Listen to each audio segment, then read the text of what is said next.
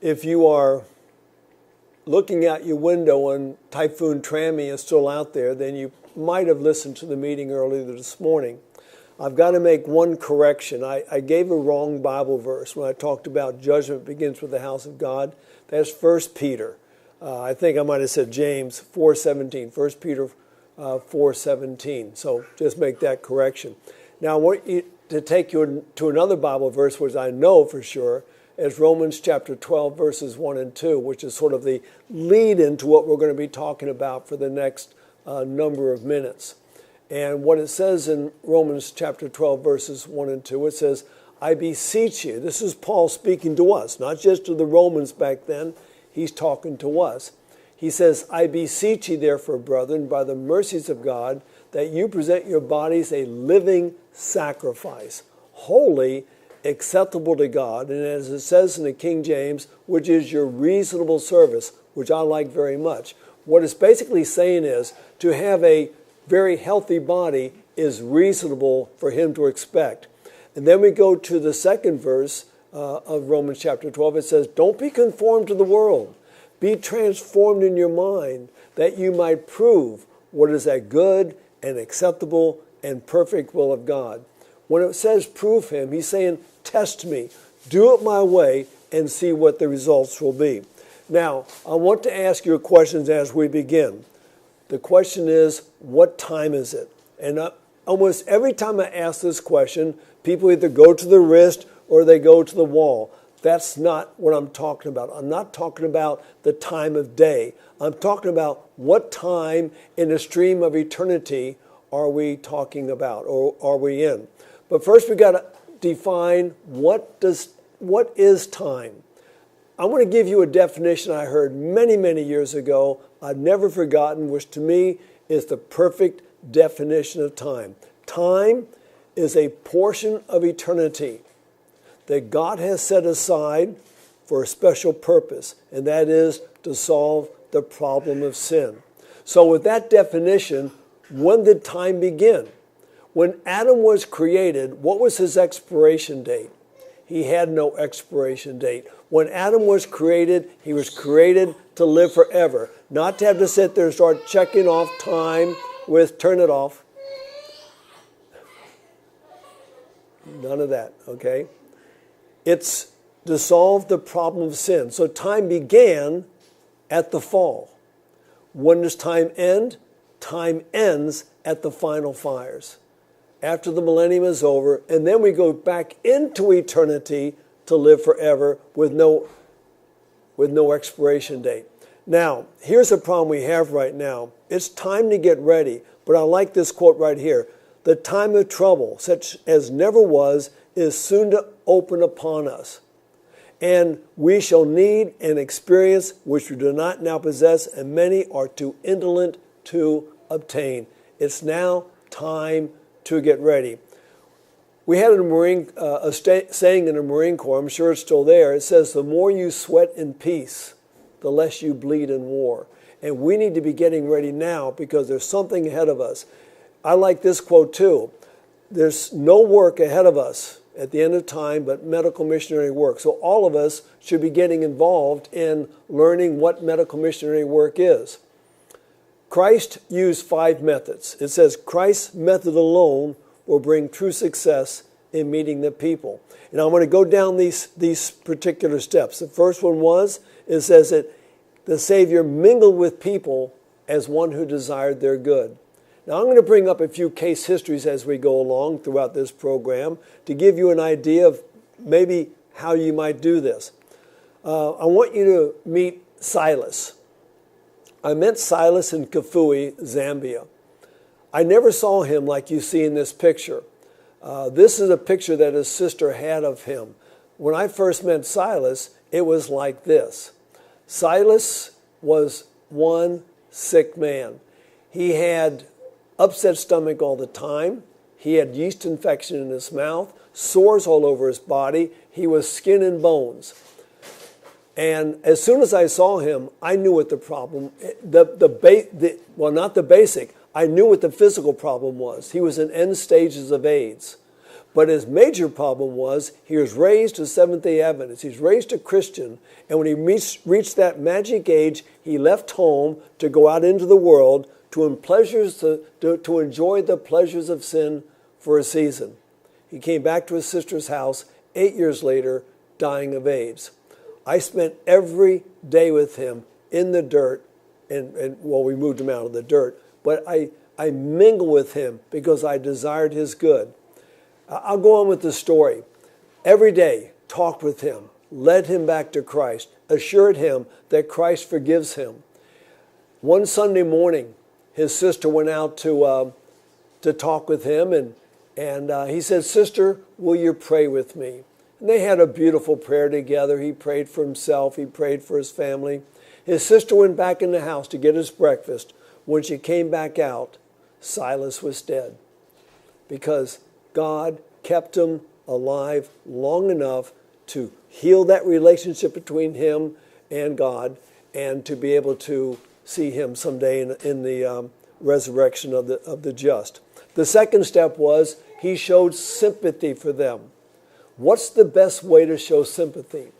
This is a very, very famous bridge in the United States. It's called the Golden Gate Bridge. Now, in the United States, every year, 40,000 people commit suicide. That's one every 13 minutes. And this particular bridge is very popular for suicides. Matter of fact, it is such a bad problem here, they have a policeman that walks back and forth across the bridge looking for jumpers. Well, one day he was there, and there was a man on the other side of the fence getting ready to jump. And quite a while that policeman spent with that man. And he came back across. And after they got off the bridge, the policeman asked him a question. He says, "Why did you come back across?" The man's answer is astounding. He says, "You listened." To show sympathy, we listen to people. We just want to fill up the room with noise. People want to talk. And when someone wants to talk, let them talk and listen to them. Don't interrupt. Don't give your opinion. Just listen. The next step was he ministered to their needs. Once they've talked, you're going to find out what their real needs are. Now, sometimes it's not going to be through talking that you find out their needs. This is a young boy in the country of Namibia. He was the most active kid I've ever seen. He liked to show off for the foreigners. And one day, though, he wasn't doing so well. He was completely lethargic. His parents both died of AIDS. He was living with his grandparents in a compound down the road there in the Caprivi Strip of Namibia. And two of the students I'd taken with me to Zambia, to Africa, they went over to see him on Friday night. And he was so sick. They came back and said, "You've got to see him. Something's really wrong." The next day we went back. Now, there was a Romanian doctor there and a Romanian pastor at the same time.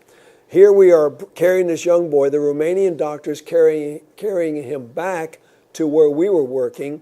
And the doctor examined him, and he was letting one of my students listen to the heart sounds and the breath sounds. And he's basically saying, "He's going to die, and I can't do anything for him. I have no medications." Well, that's when God's remedies kick in. The guy had a very high fever. The little boy had a very high fever, so we gave him what's called a wet sheet pack. Kept him in there for about 12 or 13 minutes until he had warmed up this cold, wet sheet around him. And then I took him outside and put him in a wash machine. Well, a Namibian wash machine. I put him in a basin of hot water. Put a towel around him, and I kept dumping hot water on his body for 7 minutes. Why 7 minutes? We estimated he might have been 7 years old. No one knew. His grandparents didn't even know.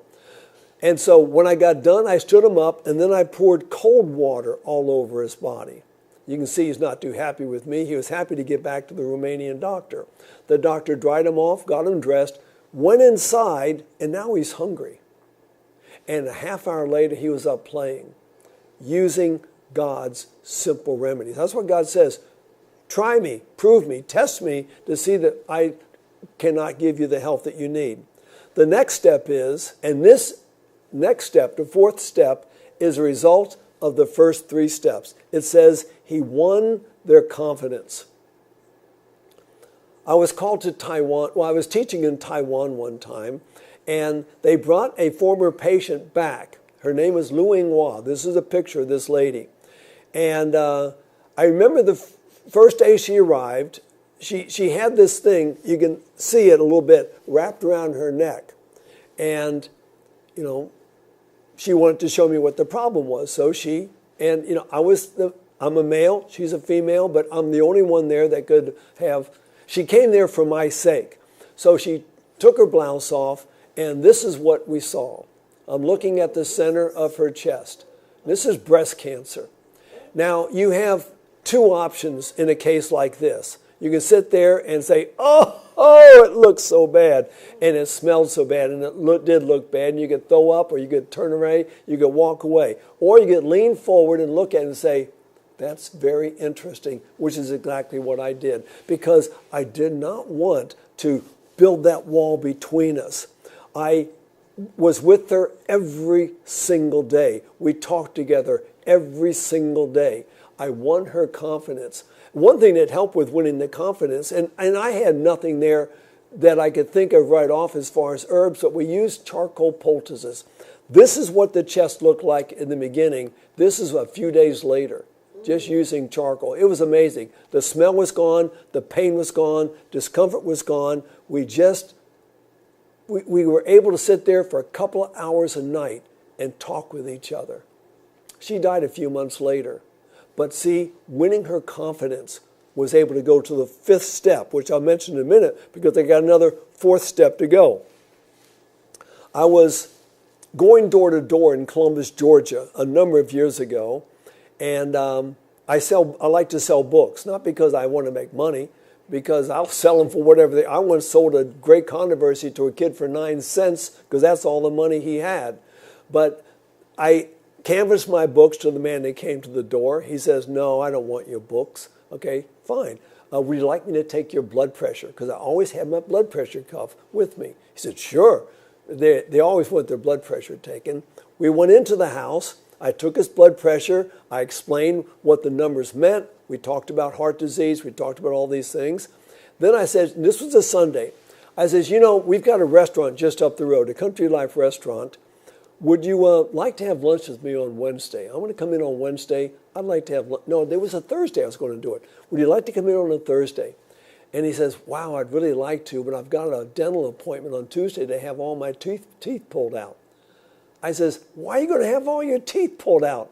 He says, I've got pyorrhea, and all my teeth I got a terrible infection in my mouth, and they're going to pull all my teeth out. And I says, you wait right there. I ran out to my truck, and I got a jar of simple treatment. I got him a jar of charcoal. And I says, he was a night custodian in a high school. So all night long, by himself, cleaning a high school. I says, when you get to work at night, you mix some charcoal with water, make a paste, and you stick that in your mouth.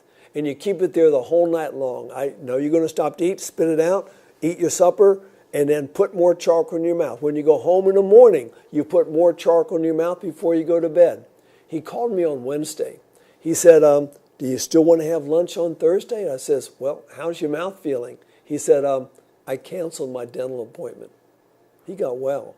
Not completely well in those couple of days, but all the infection was pulled out by the charcoal, and his teeth got well. So we upped his 4 steps. First, Christ mingled with people. He showed sympathy. That means he listened. He ministered to their needs, He won their confidence, and then he went to the 5th step. It says, then he invited them to follow him. We do it backwards. We do a big evangelistic crusade, and we pass out flyers to come and lead them to Christ, but we haven't shown that we cared about them. I like this saying, people don't care how much you know until they know how much you care. And when you minister to their bodies, when you make friends with them, and then you invite them, amazing things are going to happen. I was doing an event. Well, there's an organization in America called OCI, Outpost Centers International. And they were doing a nationwide, a nationwide crusade, 50 crusades at the same time. And I was scheduled to go to one particular place. But just before we left, I received a phone call by one of the big shots. He says, look, we're moving you to another city because the mayor of that city does not want this to happen in his city. It's a solid Orthodox and Catholic city. They don't want Protestants in there. He says, what we want you to do when you get there, we want you to do 10 days of nothing but health talks. I said, okay, we got it. So I went in and started doing health talks. But I cannot disconnect health talks from spiritual talks. So I early in the meetings started to mingle the two. And the mayor of this town, I make a habit, when I'm going to a big place and doing public meetings, I make an appointment with the head person, whether it's the mayor or whatever it is. And I kept telling the people, I want to meet with him. And he kept telling them, tell him I'm not ready. Tell him I'm sick. Well, his problem was his office where he met the people was right across from the door to where we were holding our meetings, the Civic Hall. And so he finally had to do it. So we went in. He says, yes, I can see him. So I went into him. I always carry a letter from the president of UT Pines thanking him, very official-looking letter, and I bring a gift from America. For him, it was a stopwatch with an American eagle on the front, or not a stopwatch, a pocket watch. And then I told him what we were doing there and all these things. We became friends. Matter of fact, at one point, the Orthodox priest called him to complain because we were having evangelistic meetings. He hung up on him. Well, then the Orthodox priest came to his office. He physically threw him out of the office because we were ministering to the needs of his people, the real felt needs. And there's a very good church going on there right now in this particular city. But during the health talks first, and there were about 7 or 8 different evangelistic crusades going on in this particular region. It's the Lviv region of Ukraine. At the end of the meetings, we had a baptism. Those from my meetings, and it's not about me, it was about our health talks. We had more people baptized from our meeting than all the other meetings put together because we used health as the main thing. You know, let me give you a short history of medicine. This is a very interesting history of medicine. Back in the olden days, and we're talking way back, this is Egypt, they used herbs. They used natural things. Take this plant. But then that fell out of vogue. During the Dark Ages, they say that plant is heathen. Here, just say this prayer. So now there's some hocus-pocus, mumbo-jumbo religious stuff going on. And I'm not saying that about religion, but the religion they were practicing is what they were doing. But around the mid-1800s, they say that prayer is superstitious. Here, drink this potion. And anyone who studied about what was going on in medicine back in those times, a lot of snake oil purveyors going around selling their basically alcohol.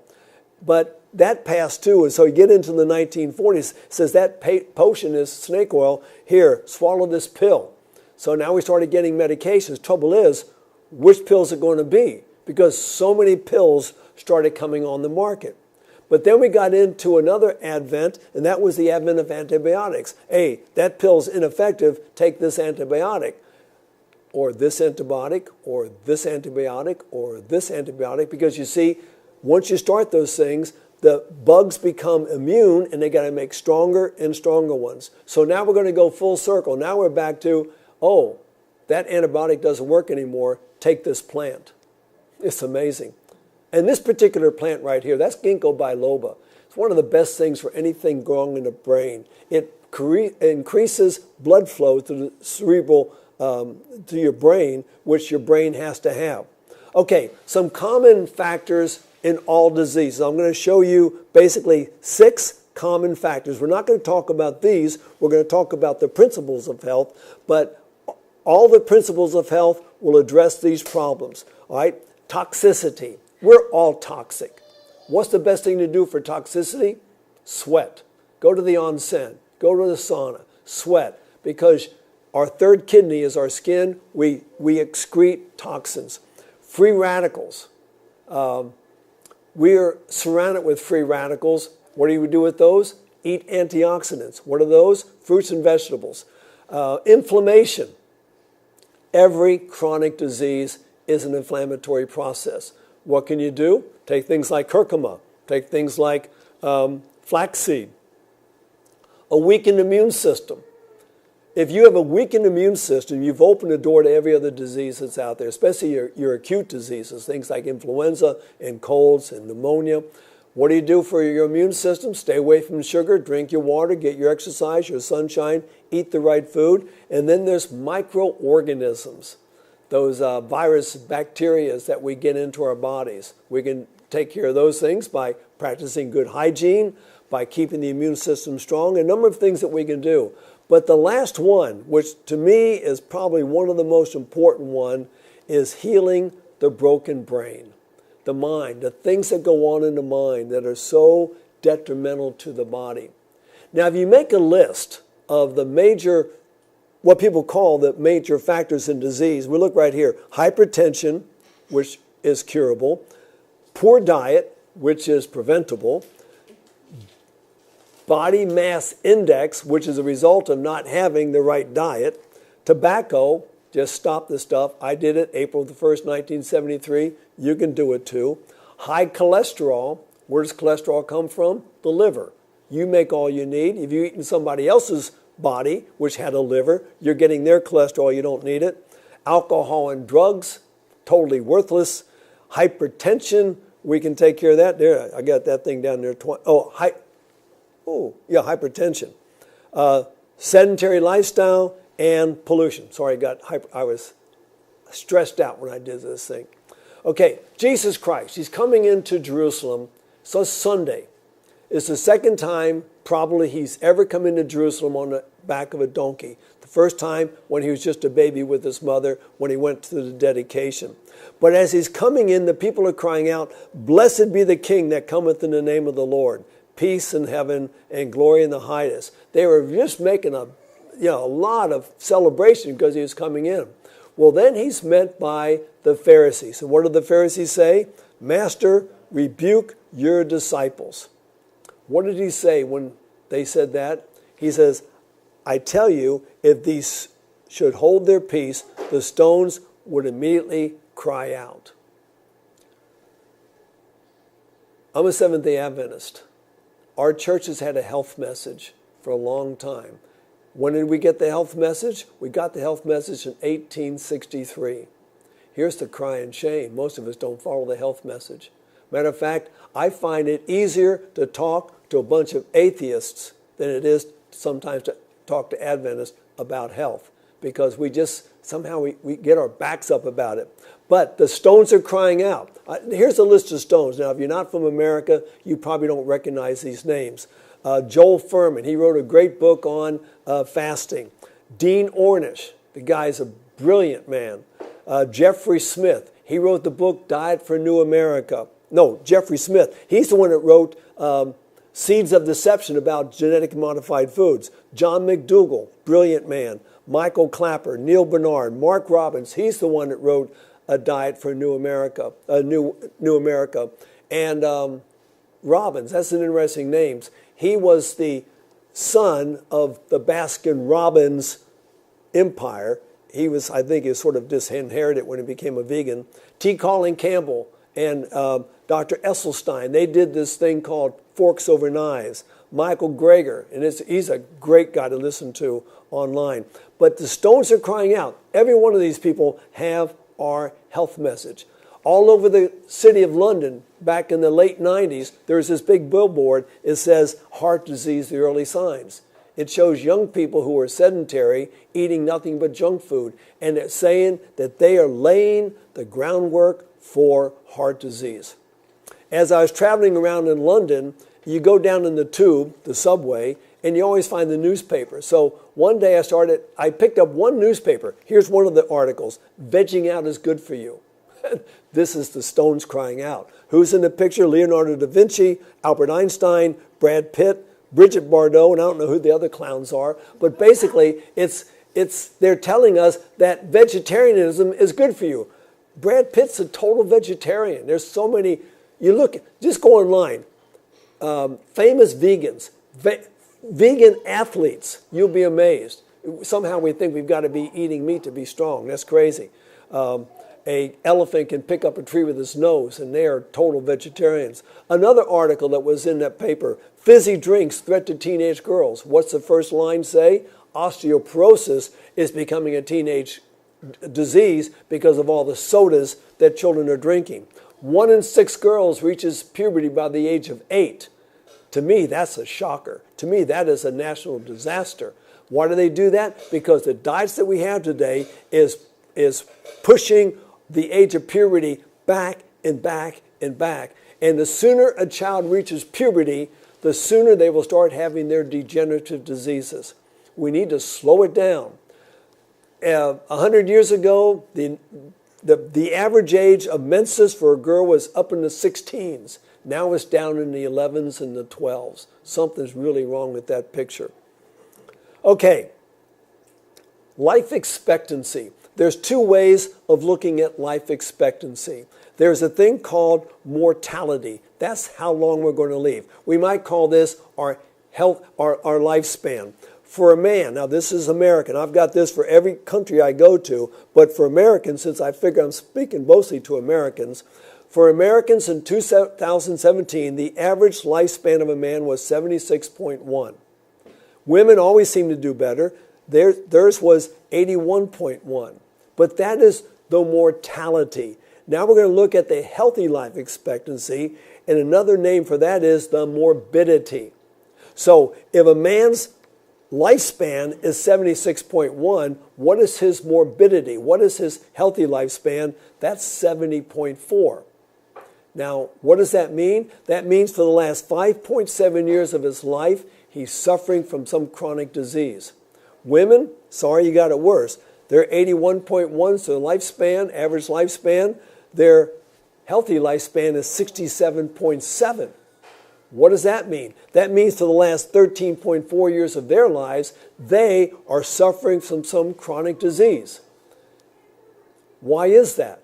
And how many diseases are there? If medical science has put a name to about 100,000 different diseases, we're not going to study those 100,000. There's not one person on this earth that could name all 100,000 and tell you what to do for those diseases. But there's one thing we do know. How many types of perfect health are there? There's just one type of perfect health. And if we could learn what to do for that, how to maintain that perfect health, that takes care of the 100,000 diseases. What's the best treatment for any disease? The best treatment for any disease is to practice the prevention of the disease. That means practice perfect health. But when we're talking about disease, I guess a good idea is to decide what is a disease. Now, some people say disease is a lack of health. No, here's what disease is. Disease is an effort of nature to free itself from conditions that result from a violation of the laws of health. So basically, how do you know if you got a disease? Very simply, you start showing symptoms. You get a fever, you get a sore throat, you get a cough, whatever. You get skin problems, you get pain. But these are signals. This is not the disease. A fever is not a disease. A fever is the body's reaction to a disease. A cough is not a disease. A cough is a reaction to the fact that something's going wrong with the lungs. And so we got to take care of those things. So if we know that this is what disease is, we've got 3 steps we can take. First thing, what did I do to get this disease? I was on one of the other Okinawan islands not long ago, and as a car drove by me early one morning, the guy was just coughing his lungs out. And I looked up as he went by, and I saw what his problem was. He was smoking a cigarette. And I could hear him coughing all the way up the road. Now, should he take some cough medicine maybe? Maybe have some chemotherapy for his lungs? No, what he needs to do is quit smoking. That's the first step. So the first step is find out what your problem is. Second step is quit doing those stupid things. If you're drinking the wrong things, drink the right things. If you're eating the wrong things, eat the right things. If you're doing the wrong things, start doing the right things. As simple as that. And then the third step is, then we assist nature in restoring right conditions of health. In the picture there, you see some hydrotherapy going on. You see a charcoal poultice. You see some herbs. Those are the way that we restore health. We assist nature. We do the laws of health, which we're going to talk about here. And within these laws of health, there are some of these things that are things that we assist the laws to bring us back into health. But I like people to remember things. And so the Bible says, without a parable spake he not a thing, referring to Jesus. So I tell a lot of stories. This way, usually people will remember a little bit better. So here's a story about a man who had a very, very sore foot. He hobbles into a doctor's office and says, "Doctor, my foot's killing me." The doctor offers to give him a shot of pain medication. He does not like that idea. He doesn't like needles in the first place. He goes to another doctor and he offers him a cane to lean upon. He didn't like that idea because he didn't want to look like he's a couch potato. Another doctor offered him some pain medications. Another doctor offered to cut the foot off. He didn't like any of these ideas, but he goes to a fifth doctor, and the doctor says, "Let's take off your shoe." They take off the shoe. In the bottom of the shoe, they find a large stone. Now we just found the cause. What should he do? Well, it's common sense. Remove the stone, you've removed the cause, and the cause is what caused the effect. Now the foot is fine. Now, I know that sounds overly simplistic, but that's what health is. God calls it our reasonable service. We find out, what am I doing wrong, and we start doing it right. So I call that the foundation principle of life, which is reason from cause to effect. But our problem is we live in a different world. We call something health care. Oh, people go in there, we call it health care. It's not health care, it's patient care. We end up regulating people's symptoms, treating people's symptoms. Good examples, a headache. A person gets a headache. What do we do if we get a headache? Or do most people do if they get a headache? They take some type of a tablet. Is a headache caused by not enough medications in the body? No. Why do we do this? Here's the reason why. We have Babylonian minds. We do. Matter of fact, to me, the fourth angel's message in Revelation 18, Babylon has fallen, come out of her, my people. Not only is that coming out of the fallen churches, that is, we ourselves need to get our minds out of the Babylonian system and start practicing God's way of medicine. We had a woman come to Uchee Pines, it's been a few years ago. She was taking 32 medications a day. I call that very excessive. So one day I took a list of her problems, I took a list of her medications, and I went back to our library, and I made a chart. So she had high blood pressure. And I saw the medication she was taking for the high blood pressure, so I wrote that down there.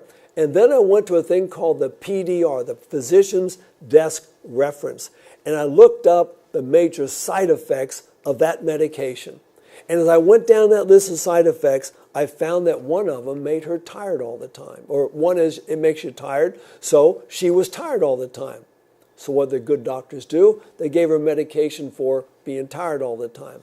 Well, I looked up in the PDR what that does, and that one of the side effects was it might make you a little bit agitated. Well, the good doctors gave her medication for that.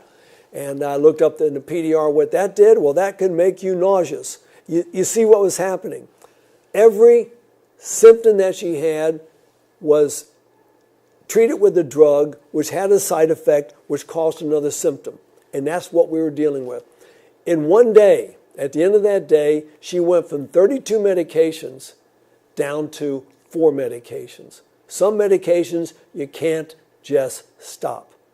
But in 3 weeks, she was off of all medications and she was completely well. Because what we did is we modified her lifestyle. We changed her life. Well, she changed her life, but we told her how to do it, and we showed her how to do it, and we helped her with 3 weeks worth of it until she felt better. But many people just feel like they have to have drugs. If a person is diabetic, they're going to take a diabetic medication. But this is a very sobering study right here. The risk of getting diabetes goes up 48 to 71% with the use of cholesterol-lowering drugs. If someone's got heart problems, they're going to give them some type of a statin drug to lower their cholesterol. So they take that, and that's going to lead to the diabetes. All right, now they've got diabetes. What are they going to do for diabetes? They're going to take diabetes medication. What's that going to do? Diabetic medication will kill you faster than diabetes. Notice where the reference is. This is the New England Journal of Medicine. They're the ones saying this. In a 4-year study, aggressive blood sugar control with medication increased the risk of dying by 20%. Does that sound reasonable? God says it's our reasonable service to present our bodies a living sacrifice. We've got to get back to God's way. Okay, so we've got the foundational principle of health, reason from cause to effect. On top of this foundation, we have 3 golden pillars. If you just remember these basic things to start with, reason from cause to effect, and the 3 golden pillars, and what's on top of the pillars, you'll be doing better. Okay, the first golden pillar. This is basic, foundational, fundamental. It is the life is in the blood. If you have good blood, you've got good life. Now, where does our blood come from? Well, basically it comes from the foods that we put into it. If we're putting the wrong foods into it, we got bad blood. If we put good things into it, we've got good blood. So another way of putting this whole thought here is what we put into our bodies. That's what's going to form our bloods. We're eating good food, we've got good blood. Bad food, bad blood, as simple as that. Now we go to the second golden pillar.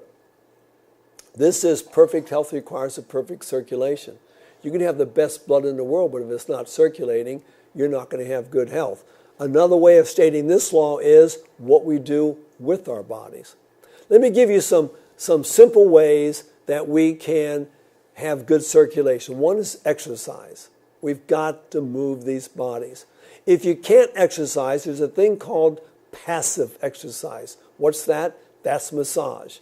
A massage is moving your blood nicely too.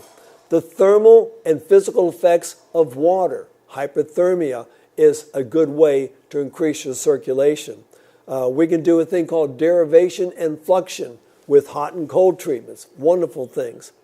Sunshine will cause vasodilation. It causes our blood vessels to expand, which is going to lower our blood pressure. It's going to increase our circulation. Lowering blood viscosity, that means drinking water, is very good for our circulation. So we can sit there and get perfect circulation by simple lifestyle modifications. The third one is, to me, the most important one. It is our attitude about life. Very, very important. That's biblical also. The Bible says a merry heart does good like a medicine. The woman sitting there in the front row in the lavender top, that's her 90th birthday. Those are her great-grandchildren surrounding her, some of them. That's my mother. I've never seen her unhappy. Rarely ever seen that woman unhappy. She's just a happy person. She's 95 now and still chugging along. Okay, so we got the foundation.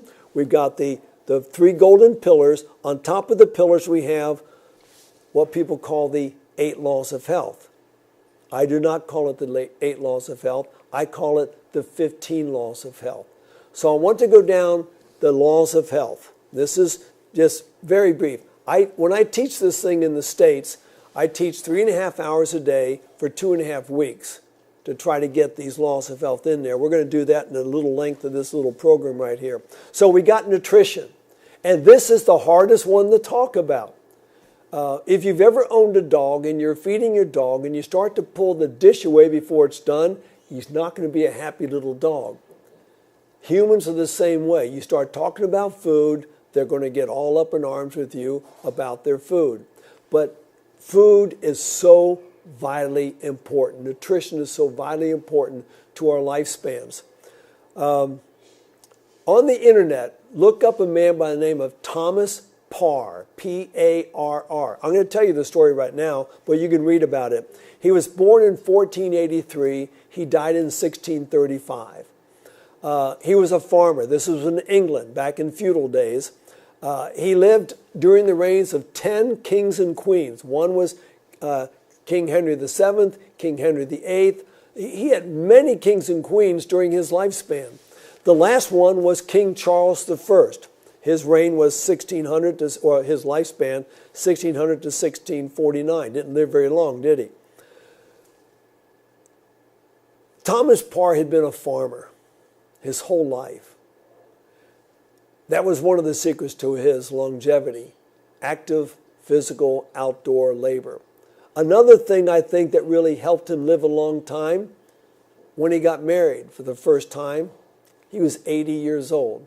So basically he had 80 stress-free years before he got that married life, which, he still had a lot of years. Matter of fact, she died. He got married a second time, I think, at 110. At 130, he did penance in the churchyard for fathering a child out of wedlock. The guy was pretty much was Swain back then. But anyway, the Lord upon whose land he lived took him to Buckingham Palace to meet the king. I mean, the guy's 153 years old, doing great. And so he goes in, and Charles I loves the guy. He told the best stories. He had a great memory. And Charles says, move into the castle with me. You don't have to work anymore. I'll feed you. I'll house you. I'll clothe you. I just want to listen to you. The guy says, great, I can finally quit working. So he did. So for 153 years, the guy led a very labor-intensive, eating simple farm food life. Moves in with the king. 2 weeks later, he's dead. 2 weeks on the king's diet. They did an autopsy on his body.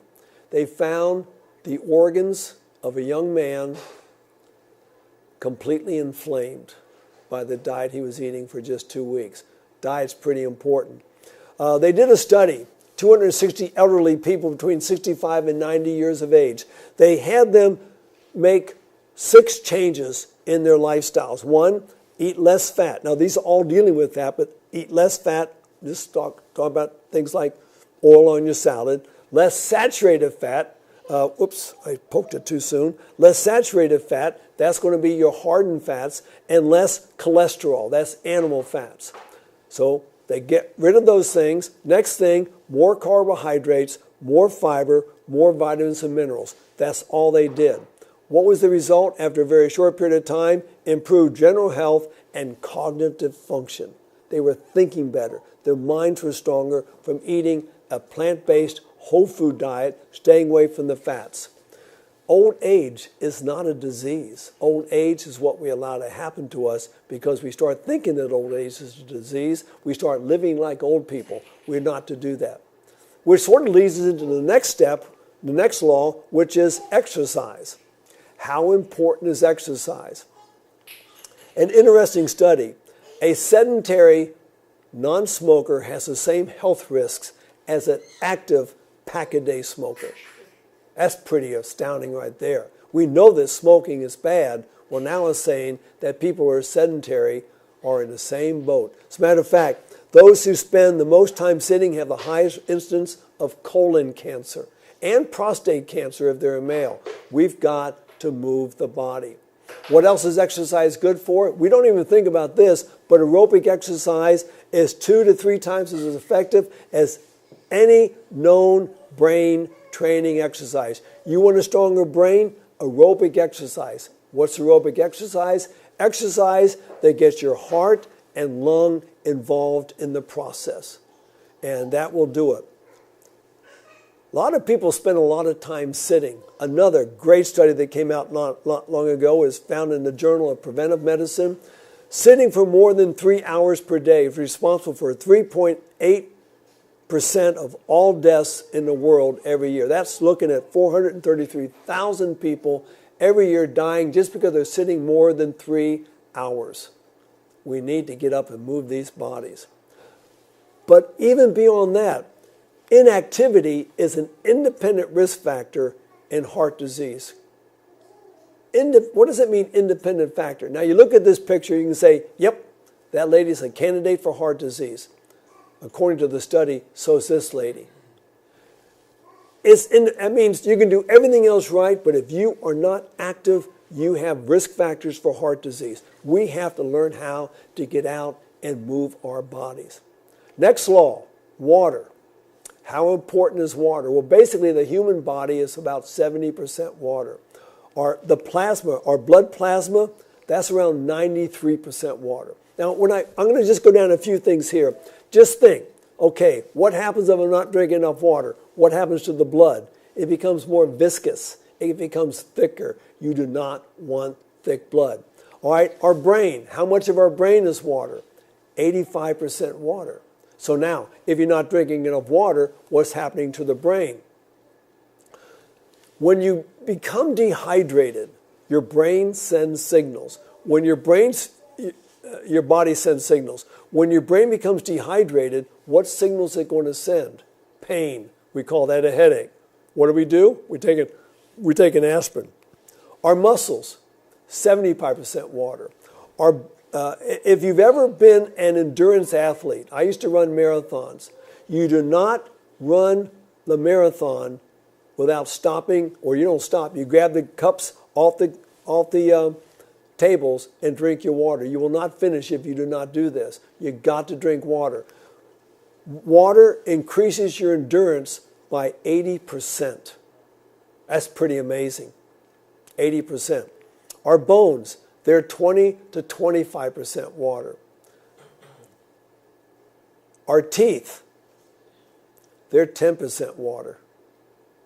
If we don't drink enough water, we're going to have dental decay. As a matter of fact, it's interesting. Look at some pictures of people who are on methamphetamines. Methamphetamines, one of the things it does, it dries up the mucous membranes. Look at the teeth, just go online, teeth of methamphetamine addicts. You'll find their teeth are just rotten out of their heads. Okay, when we're not drinking enough water, the body sends signals. These are basically signs of dehydration. The first sign of dehydration, and most people, matter of fact, 80% of people are chronically dehydrated. The first sign of dehydration is thirst. If you feel thirsty, which I do right now, if you feel thirsty, you better be drinking some water because you're already dehydrated. But here's the problem. Many people, in the evening time, 8, 9 o'clock at night, they start feeling hungry because their brain misread the message. The message is, I'm thirsty, but you think you're hungry, so you eat more food, which is not a good thing to do. Headache is a sign of dehydration. If you know somebody with a headache, here's a recommendation. Have them drink a glass of water every 10 minutes for an hour. It gets rid of almost every headache. Bad breath is another sign of dehydration because the mucous membranes are drying up. You're producing more bacteria in the mouth. It's going to give you some real problems. Another sign of dehydration is constipation, which has its own long list of problems. And I've got a long list of results of dehydration. I'm just giving you a smattering right here to let you realize you got to drink water. You should never feel thirsty. The trouble is, now here's another problem. Our body, let's say our body's water level is 70%. If you persistently say, I don't want water, I don't want to drink water, your body will turn that set point down. What's the set point? If you have an air conditioner on, you set it at a certain point. That's going to be your set point. I set my temperature at 22. That's where it's at. That's where it's going to stay. Our body's set at 70%. If we persistently do not drink water, the body will automatically set that thing down, which means now that's called chronic dehydration. Because every time you start drinking more water, right out the loo, right down the tubes, because you're saying, it's over 67, get rid of it. And that 3% is chronic dehydration. It can drop to 5% and even more. There is a doctor named Dr. Batman-Geldy. He wrote a book called The Body's Many Cries for Water. It's the most amazing book you'll ever read about water. I recommend you find it. Dr. Batman-Geldy, Batmanjeldi. He's an amazing guy. Or just go on Amazon, The body's many cries for water. Just make sure it's by Dr. Batman Jelly. I think it's another book similar named. He's dead now, so they're probably already plagiarizing his names. All right, another law of health is sunshine. Now here's the problem. We have been made to be afraid of the sunshine. But we find that it prevents and even treats 16 different types of cancers. So, yeah, you can get cancer from the sun. The cancer, the main one we're thinking about, would be skin cancer. We'll mention that in a moment. But here's some of the things that sunshine will do. Sunshine strengthens the immune system. We all need a stronger immune system. Sunshine will increase oxygen content, our blood oxygen saturation. It will increase that. We need that, more oxygen in the blood. It increases vitamin D in the blood, and it lowers the blood pressure. If you take those four things together, add them all together, you have decreased risk of cancer. Really, almost any cancer. Sun exposure fights cancer. All right, this was done in Sweden. 3,740 patients with malignant lymphomas.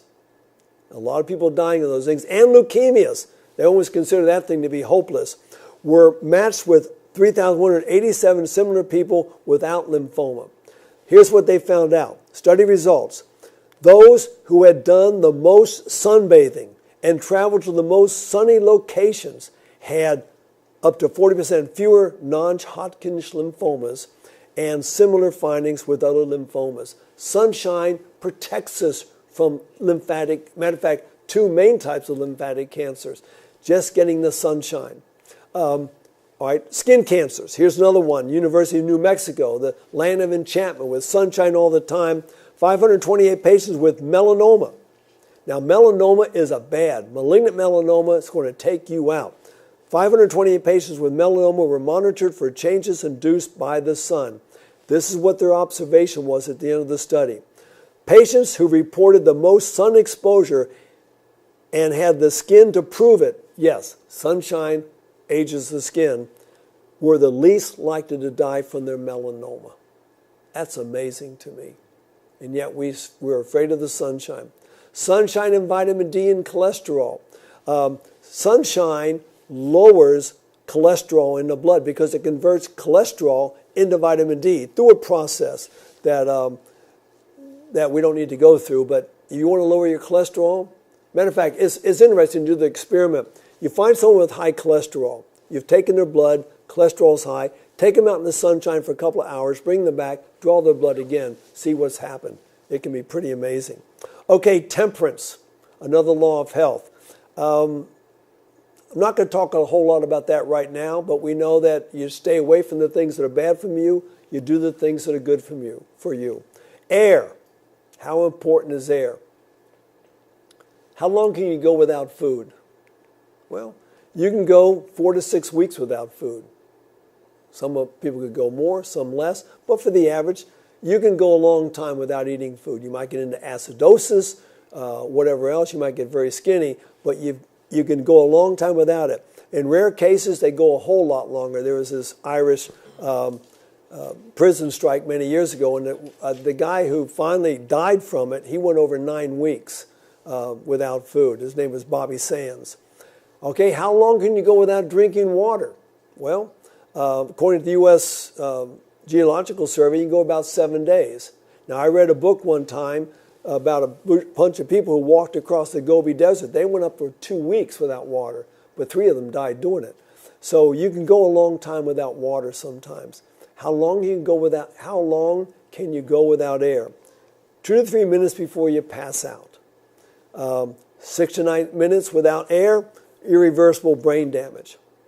Unless, you've all heard of the stories, the child's out there in the wintertime on a pond, the ice breaks, they fall through, they find their body a half hour later. Bring them up out of the water, they see the hole, they go down there, find them, bring them to the hospital, they totally recover. Why? The cold. The cold slows down metabolism to the point where there is no brain damage. They come out completely normal. Okay, so there is good air and there is bad air. The good air is called negatively ionized air. Where do we find it? Anyone who's walked down the beach knows the value of negatively ionized air because there's something different about the air next to the beach when the waves are coming in. I heard there's some 40-foot waves here in Okinawa right now. You want some negatively ionized air? Just stick your head out the window. Don't go down there. You might get swept away to sea. Any moving water, waterfalls have negatively ionized air. Rapids. I used to love to canoe on rapids. Great for us. After storms, thunderstorms, and even typhoons. There's something about thunderstorms, though. Lightning releases ozone into the atmosphere, and it can be very nice for you. Around evergreen trees, we're told that there's healing in the balsam and in the pine. Just being around evergreen trees is healthy, or just out in natural environments. There's health in nature. Even taking a shower. The beating of the water breaks loose electrons and gives you negatively ionized air. Some of the benefits of negatively ionized air. Your blood increases its quantity of serotonin. It helps you produce more serotonin, which in itself helps you soothe your nerves. The good type of air brings more oxygen to your brain. Your brain has to have the oxygen. And if we get more oxygen in the brain, we think better, we're just doing a whole lot better. The good air is tranquilizing. It's soothing for you. You relax better with the good air. Okay, come on, you can change now. There we go. Tranquilization and relaxation. It protects against germs in the air, viruses, bacteria, because they have a natural ability to kill these things. Decrease survival of bacteria and viruses in the air because of negatively ionized air, which is a very good thing. They have done studies with children in an environment where they are artificially putting in negatively ionized air. And here's what they found. Even with learning disabilities, they did much better. In fact, this even worked with animals. Negatively ionized air improves their brain functions and helps them work better. It improves the protective cilia in the lungs. The cilia are things that are always sweeping. They oscillate about 6 to 9 times a second, moving the soul and the gel layer, getting things that should not be in your lungs out. Very good things. It improves our memory, the negatively ionized air. But we can destroy the negatively ionized air with positively ionized air. And how do we do that? Recirculated air. Air conditioning, heating is bad for the good air in your house. That's why it's always good to have a window open somewhere. Tobacco smoke kills negatively ionized air. City smog kills negatively ionized air. Any type of pollutant. Cars driving by is bad for you, or long dry periods. I was in Beijing a number of times in Beijing, but it's fun thing about Beijing. In China, they lose about 500,000 people every year just to the bad air. I'd be going over overpasses in the city of Beijing. You look down both sides, you could not see the end of the road. It just disappears into the smog. As a matter of fact, that was my first experience with the Tokyo Tower. I was on the editorial board of Pacific Stars and Stripes. I'd come from Hawaii, and so one day I took a walk, and I went to the top of Tokyo Tower. I could not see the horizon. It just disappeared into the smog. A lot of good things have been done in Tokyo to try to take care of some of those problems. Okay, another law of health is rest. Rest is so important for our health. Here's a brain scan of 2 different brains. The one on the left is a rested brain. The one on the right is a tired brain, but that one on the right looks just like a brain scan of somebody with Alzheimer's disease. Basically, you're looking at amyloid plaques. If we are not resting properly, we're opening the door to all kinds of brain problems. But even worse than that, or maybe worse than that, I don't know what could be worse than that type of a thing, but which is better, driving alcohol impaired or driving tired? They did a study. They found that people who drove tired made 10 times more traffic errors than those who are alcohol impaired.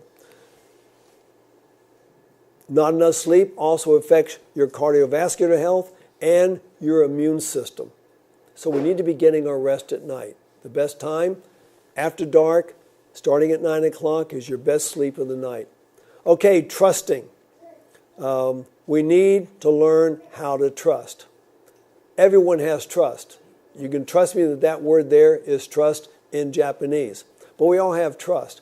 If you get on an airplane, you trust that that pilot's going to get you up and get you back down again. If you live in Japan and you go to a restaurant and you order fugu, you trust that that cook knows how to prepare fugu, because if it's not prepared right, you're going to be dead before you leave the restaurant. You trust your doctors. Anything they say to do, you're going to do. And when you sit in a chair, you're showing faith because you have no idea whether that chair is going to hold you up. You just plop your body right on down and it holds you up. We all exercise faith. I recommend we base our faith on something stronger than that. I base my faith on God's Word. Now there's an interesting study that they did, the frequency of attendance at religious services. Doesn't matter what denomination it was. This study wasn't looking at what church you go to, it's just going to church. Here's what they found. The people who were going to church had lower levels of high blood pressure. It prevented several types of cancers for these people, and they had less physical disability and less death from all causes. That's just from attending church on a regular basis. When a person's sick, they're in a hospital, intensive care. This is an interesting study that came out recently. In less than 20% of the family meetings in the intensive care unit, does the doctor or other healthcare providers address their spirituality. That's what the study's saying, less than 20% of the time. Well, maybe we think that everyone's so secular that they don't want to hear about it. Now, here's what the study goes on to find out. Studies have shown that up to 90% of patients want their healthcare professionals to address their religious and their spiritual needs. It must be addressed. I say I trust in the Word of God. I like to take walks early in the morning. So I was taking a walk early one morning down a country road down in Alabama. And as I was walking, I heard some noise off to my right. And I looked over, and what did I see? I saw a Rottweiler. He wasn't standing still, he was running. And I looked at that Rottweiler, I looked into his eyes, and I understood what that Rottweiler was thinking. He was thinking, here comes breakfast, and I'm going out to meet it. So as soon as that happens, when I saw that Rottweiler, something happens in any human's body. Basically, your adrenals put out adrenaline. It causes your eyes to dilate, your respiration to increase, your heart rate to increase. It causes your blood to go to your muscles, your hair to stand on end, your blood pressure to go up, and it causes your body to produce more coagulants, so when that dog tears your arm off, you won't bleed to death. Now, we have a name for this. This is called the fight or flight mechanism of the body.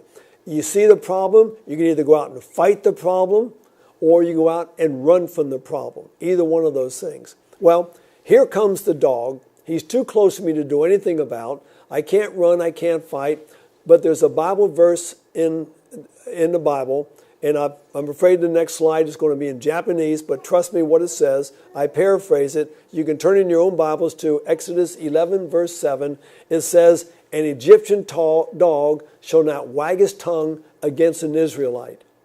And I just stopped. I faced the dog, held up my hand, and I paraphrased that verse, and the dog stopped right there as if he had a muzzle on, and he hit a fence. He could not take one more step because there's power in God's Word. That's Exodus 11, verse 7. You ever get a problem with the dog? Tell the dog about that verse. Alzheimer's patients. It's a bad disease. Here's what they found. If a Alzheimer's patient, would meditate 12 minutes a day, and this was about an 8-week program, they found significant improvement in their memory.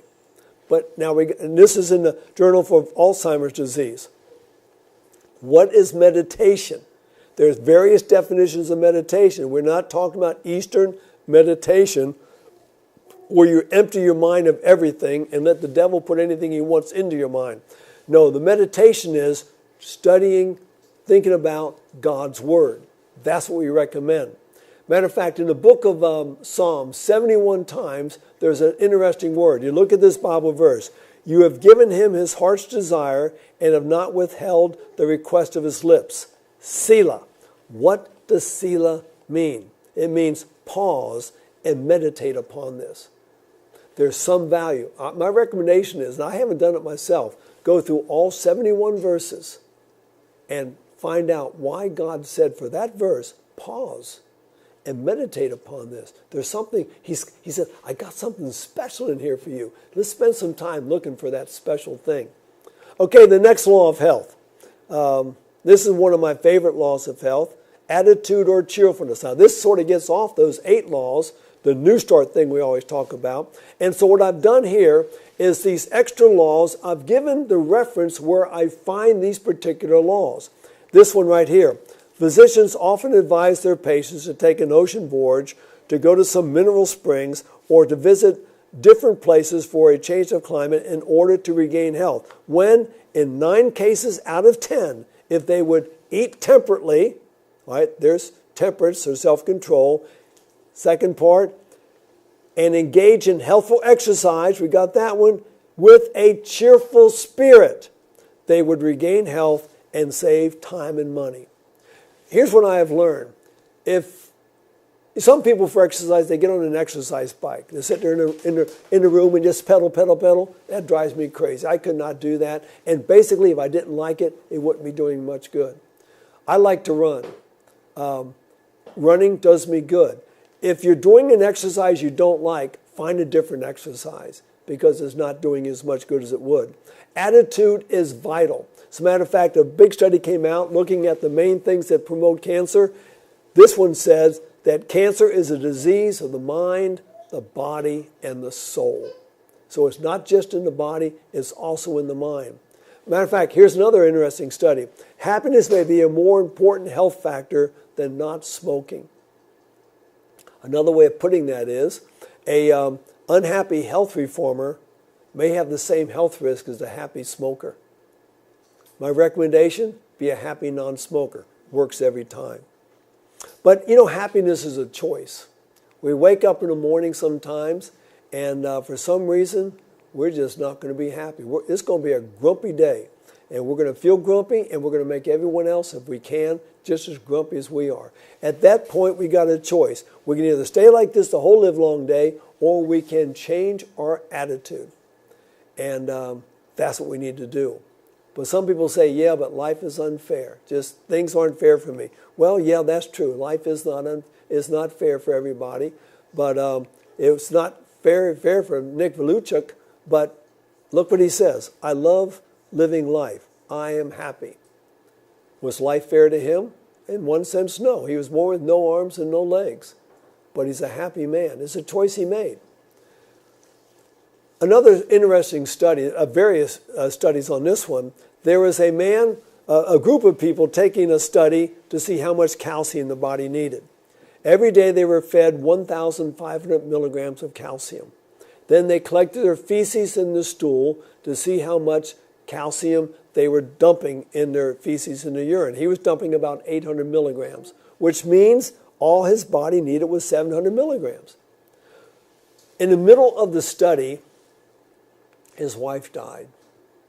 He stayed in the study, but he was now depressed. He was no longer losing 800 milligrams of calcium. Immediately, he started dumping 2,300 milligrams of calcium. What did the scientists conclude? Depression may be a risk factor in lower bone mass in premenopausal women. Thinner bone density in the femoral neck. Basically, depression causes osteoporosis. Negative thinking causes osteoporosis. Now, if you anticipate a happy event, just anticipating, not even into it yet, your body produces endorphins, beta endorphins, 27% more. Produces more human growth hormone, 87% more. These things do a couple of things for the body. One, the beta endorphins, they strengthen your immune system. the human growth hormone, they build the immune system. So now you've got a stronger immune system. You've got just a happier complexion about yourself. You're going to be a happier person. A good way to get a good shot of endorphins anytime you want is just to smile. Smiling produces endorphins. Something to do with the zygomaticus, that muscle that pulls the corners of your mouth up. Maybe it pulls on your brain, milks out a little bit of endorphins, but it does it. Even if you have an artificial smile, it might do some good. But artificial smiles are nowhere as good as real smiles. Here's two famous baseball players. Roger Maris, he's the one that broke Babe Ruth's home run record back in the 60s. You look at his smile, not a very good smile right there. You look at Ernie Banks, very sincere smile. Look at their lifespans. Roger Maris died at 51.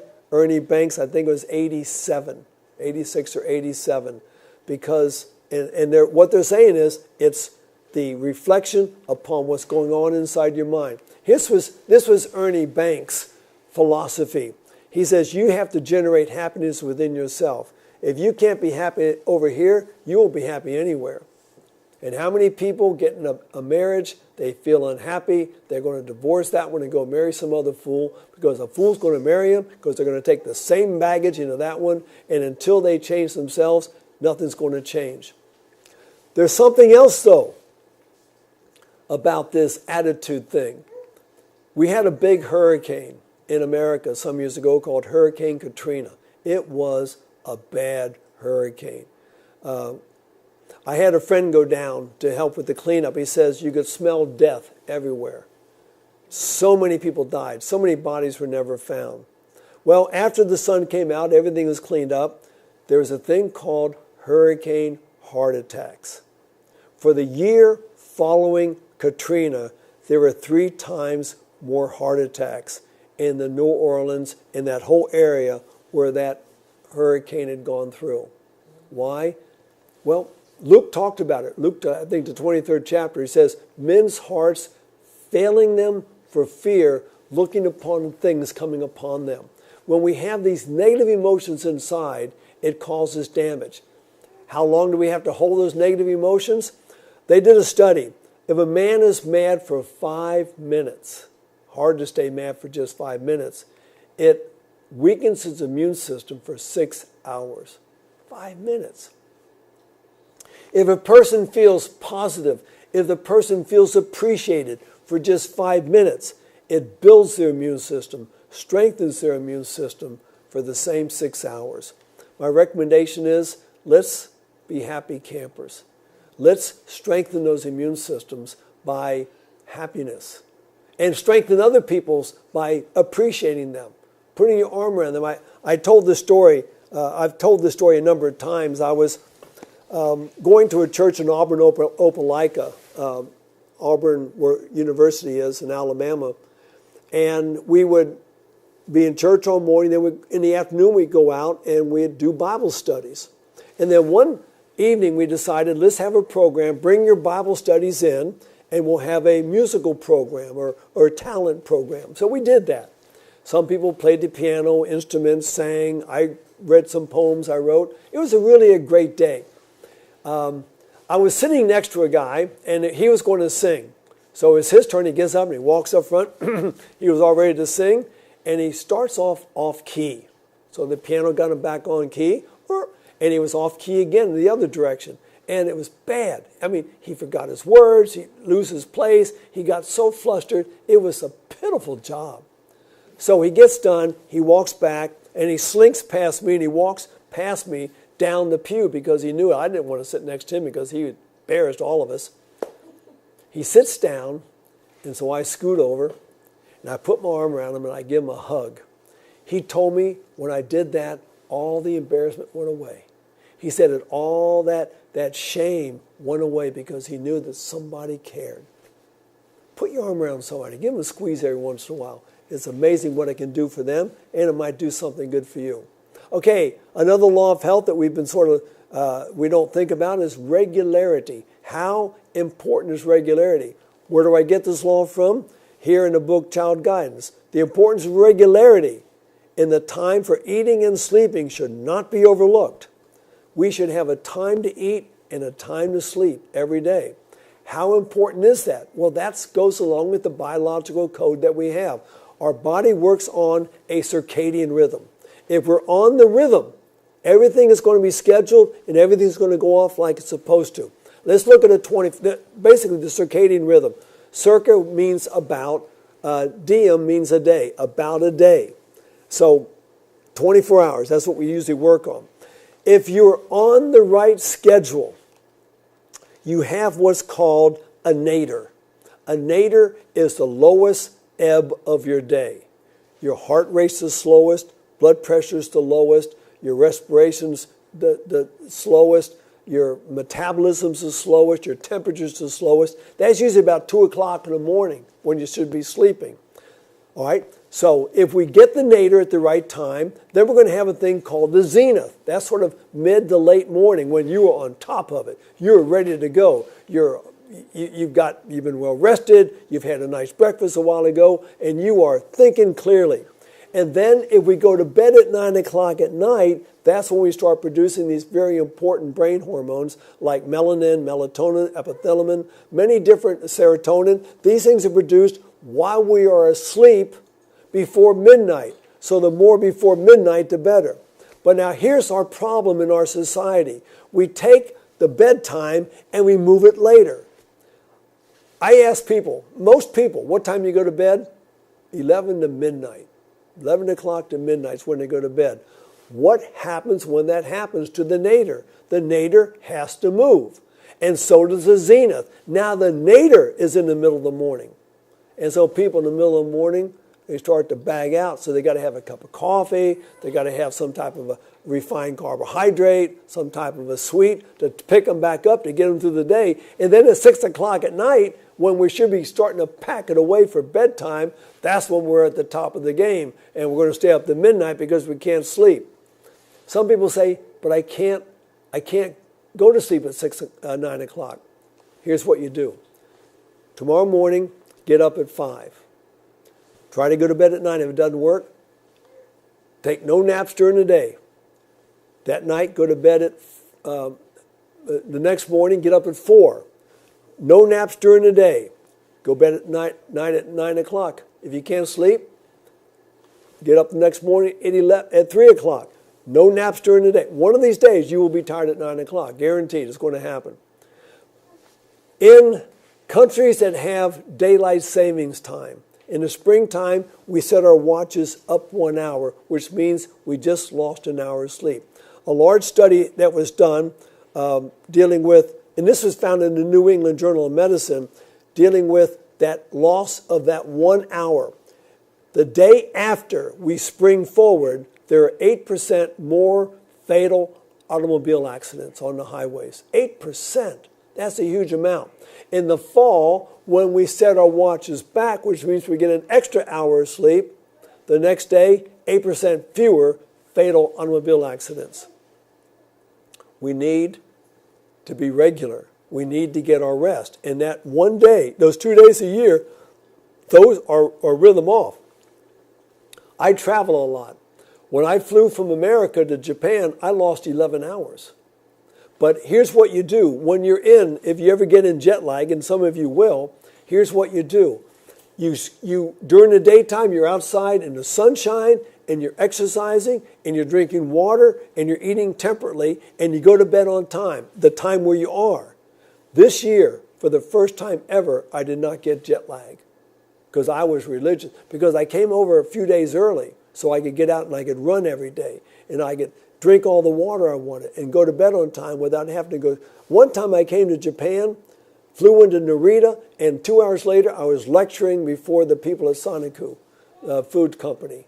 I mean, I was dead on my feet. I'm surprised I was able to put two words in front of each other. But we need to get our rest. Okay, another basic law of health, that is dress. How important is dress? Where do I get that from?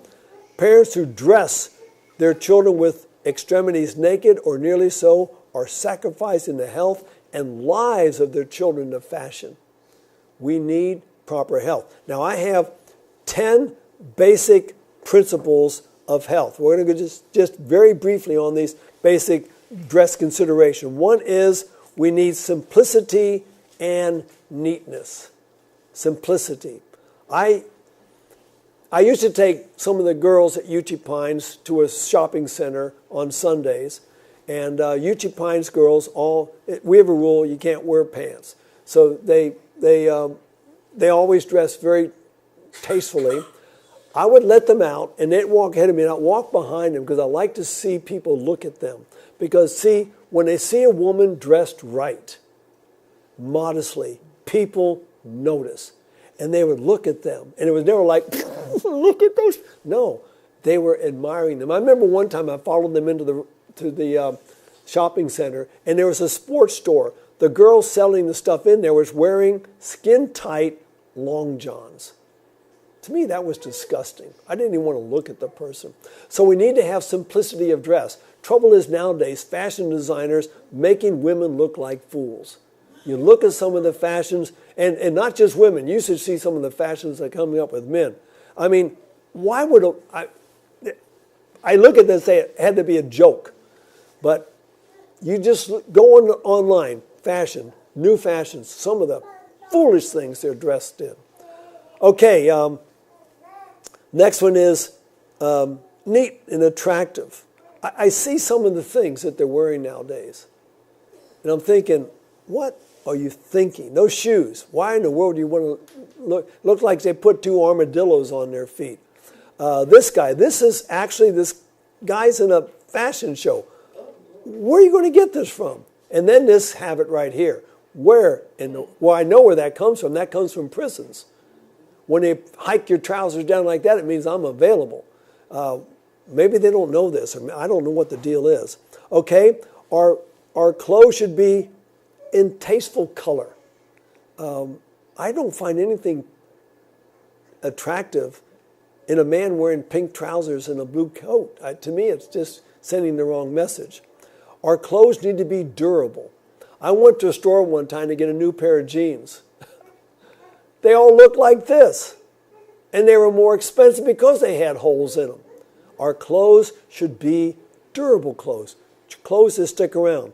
Our clothes should be age appropriate. Now, it's okay for children to play dress up. That's what children do. But adults should not dress down. Wearing your hat backwards is what kids do. If you ever go to Harajuku in Tokyo, you're going to see a lot of these goths and these girls dressed like little girls. And these are grown women. Healthy. When I'm in Eastern Europe, this is the main thing in Eastern Europe, the shoes that they wear, they look like weapons. And they come to me and they say, oh, my feet hurt. And I look at their feet and I say, well, of course they hurt. I've got the perfect solution. I grab their shoes and throw them out the window. No, I really don't do that, but that's what they needed to do. You know, back in the time of China when they used to bind the women's feet, that's a woman's bound foot. It would completely destroy their feet. And women are binding their feet in these very tight shoes. Our clothes need to be modest. Now, normally when we think about modesty, we're poking the finger at women. Men can be just as immodest in their clothing. When they wear these skinny jeans they have now. If you want to wear something, unmodest, modest, wear something that doesn't show your form.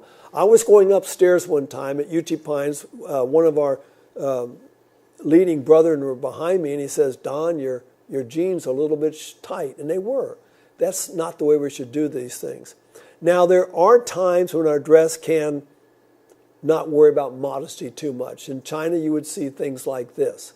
They just got a Bombay there that child's got to go to the bathroom. It sure saves money on Pampers.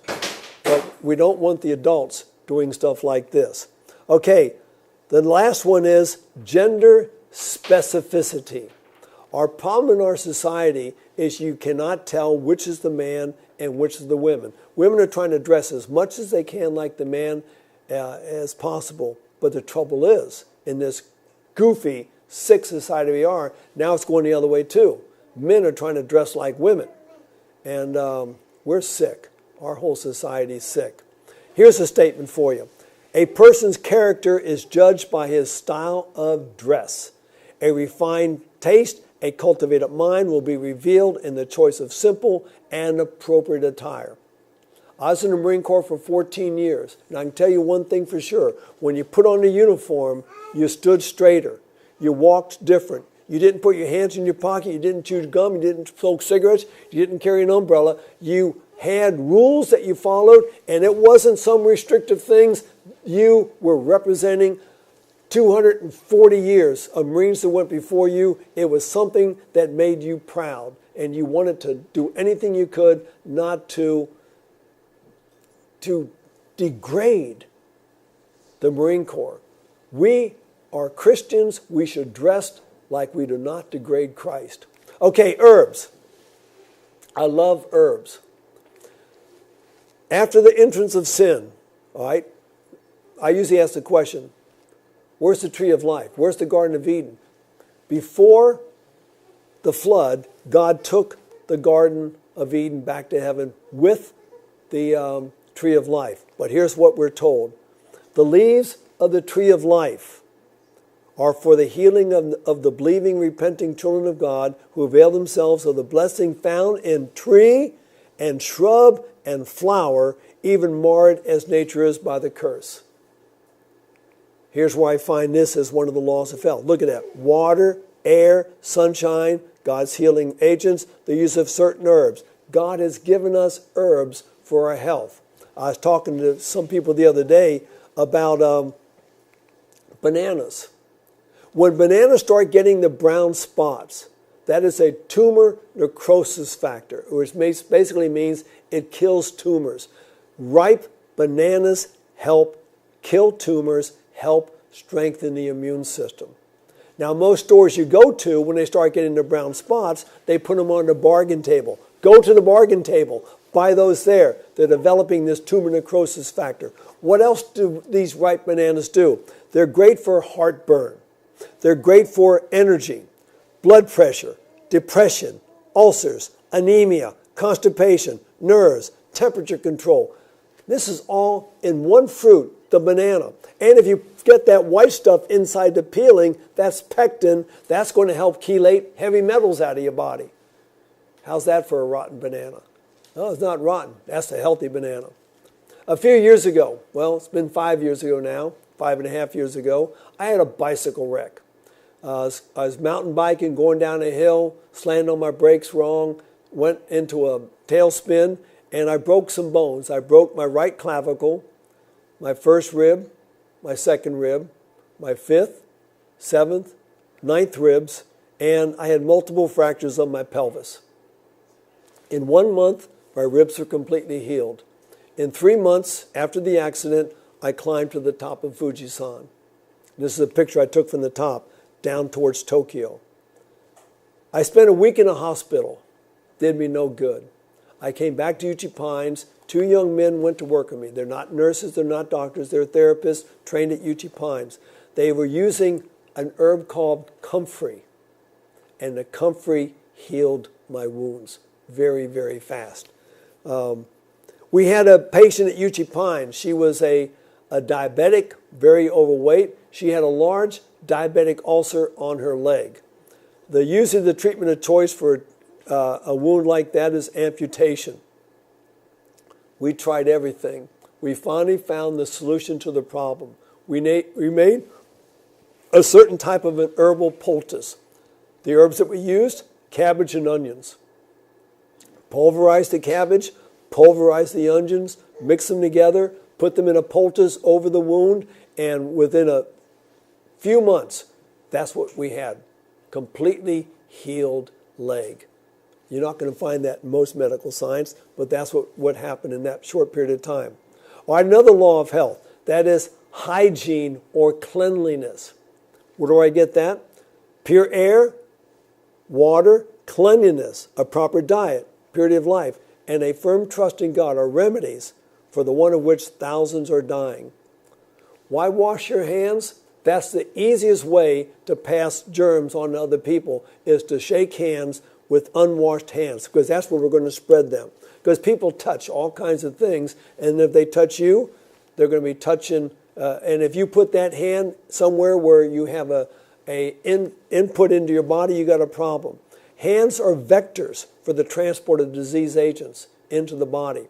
So there's 4 main ways that we get diseases into our bodies. 1, through our nose. So keep your fingers out of your nose. 2, through your mouth. So keep your hands out of your mouth. Unless you've cleaned your hands, then you can go picking on your teeth. Keep your fingers out of your eyes. You say, well, how does that work?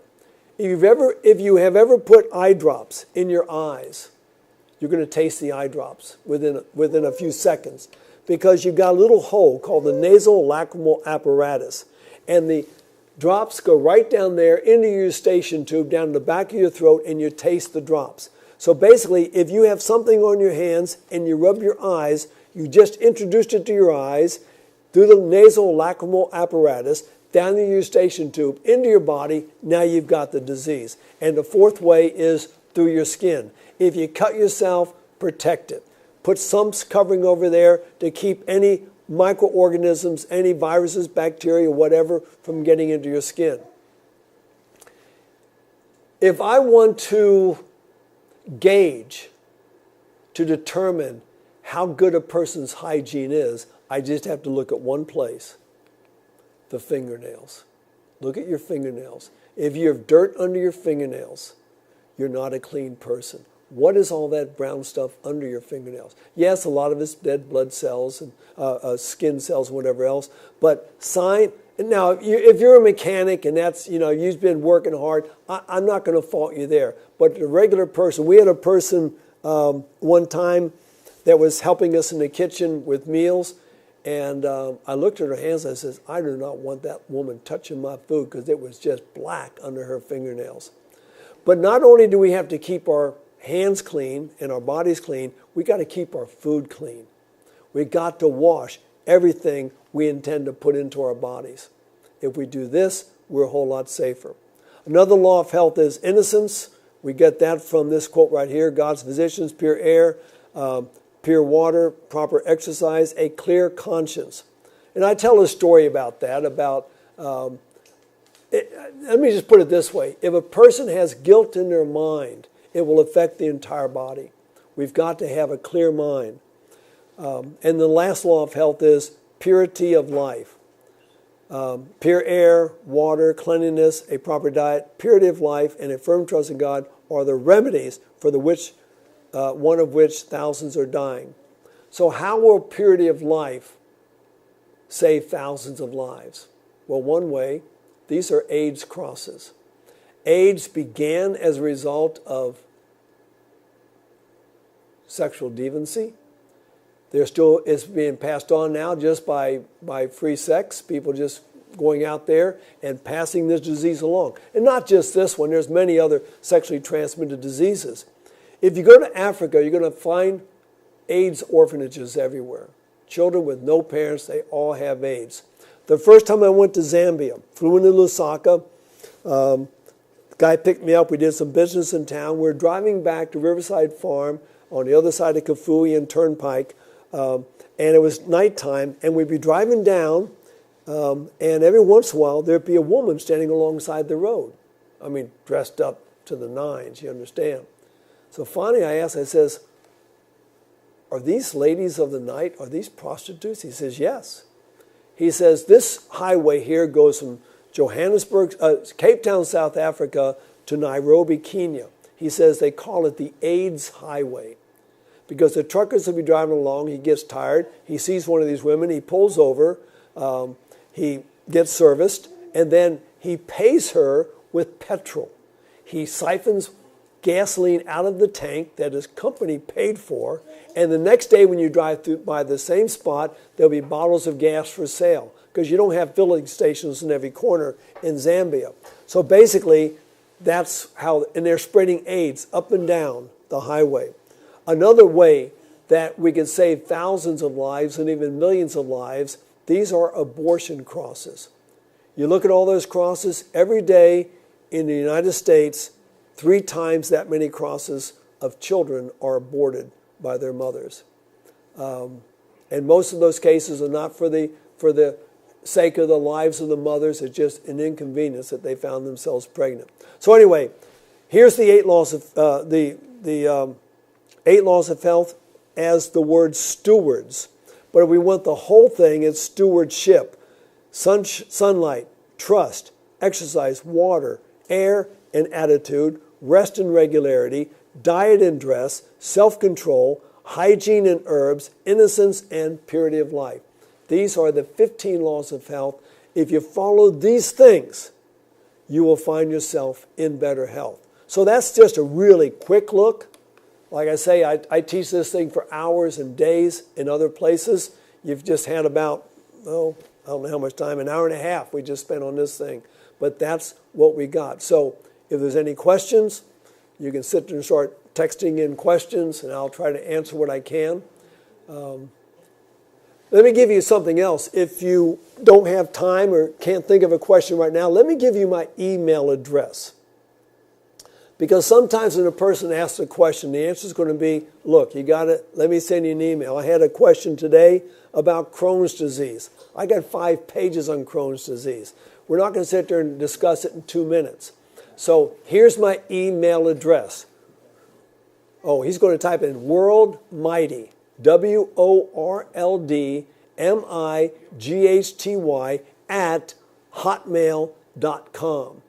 If you send me an email, I always answer my emails, but if you don't get an answer right away, ask again, because sometimes it gets buried. I'm going to make a true confession right here. I've got close to 12,000 unopened emails on my computer. Now, they're almost all junk mail, because I just have the thing about throwing away junk too, but if it's a personal email, I'll try to get at it right away, or I'll put it in my case file on my internet so that I can make sure I answer it. But ask a couple of times. WorldMighty at hotmail.com. And if you get that, then you can email. Let me go up to another slide. You got room down there at the bottom of that slide to put my email address. But if you have any questions right now, I'm perfectly willing to try to answer questions. I don't have all the answers, but I usually know where to find the answers.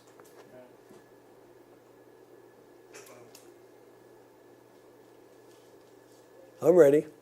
Okay. Where's it at? It's going to come up? Oh, they've got it. I don't have it. Okay. You've got my email address. So be happy to email. Now, I travel all the time. Sometimes I'm in areas where I have no internet, but the emails are always waiting for me somewhere. And you give me, and if sometimes I need more information, I'll email back and say, I need a little bit more from you. Or you need to get maybe, have you had any blood tests recently? But if you just say, here's the problem, Crohn's disease, celiac sprue, whatever it might be, I've got pretty many protocols already on my computer that I've written up. I can just sit there, paste it, and send it to you. And then you can try that, and then you can ask questions once you started doing the things that I have suggested. Yes? You mentioned about washing your hands well. So, what do you think of hand sanitizer? All right, good question. What about hand sanitizers? There's a time for hand sanitizers. Many of your hospitals here in Japan, when you go into the room, on the outside wall, there is a place where you hand sanitizer. I mean, you're going into somebody who's already got a compromised immune system. You want to make sure you don't have anything that you might pass on to them. And when you go out, you do it again because you don't want to take anything with you that they might have had on their body.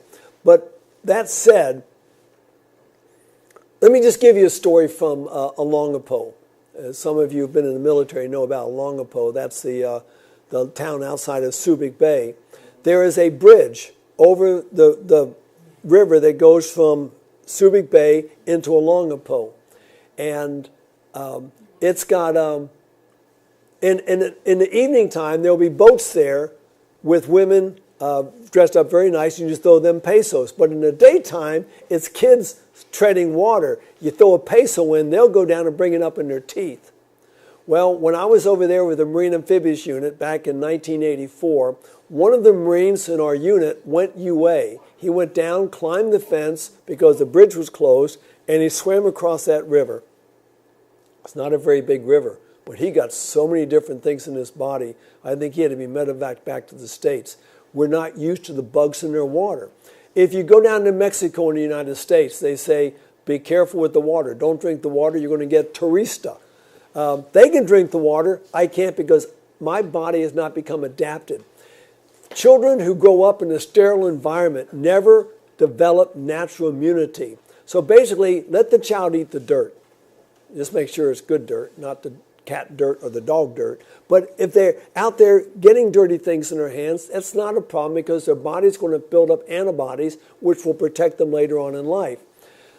Using these sanitizers all the time basically can work to weaken our immune systems. So my recommendation is use it when you're in an environment where you think this is not a safe environment. You go into a restaurant. This always amuses me. On the mirror, after you do your business and you wash your hands, it says all of our employees must wash their hands before returning to the restaurant. I said, that's good. Then I turn around and walk out, and you got to grab the doorknob to open the door. Well, they did too, but the 10 guys before them who just got done going to the bathroom and just shook their hands and grabbed the doorknob now has all kinds of stuff in that doorknob, and they're going to take it back, and it's going to be on your bean burrito. So I pretty much, when I have to do that, I want to do something with my hands. Now, what I have done is sometimes I'll just wait for someone to come in so I can go out. Or sometimes, if I have a handkerchief, I'll grab it with a handkerchief. One time, I had my hand in my pocket, and I was trying to reach up with, my hand in my pocket, and as I was doing this, someone walked in, and I said, oh, hello. No, they probably thought I was a wingnut, but use it when you know you're in a situation where it could be dangerous. Otherwise, let nature take its course. Getting these things that are common in our environment into our body only makes us stronger. That's why growing up, when I was a child, if someone got the measles, they invited all the children over to get the measles. It was done with. We have natural immunity.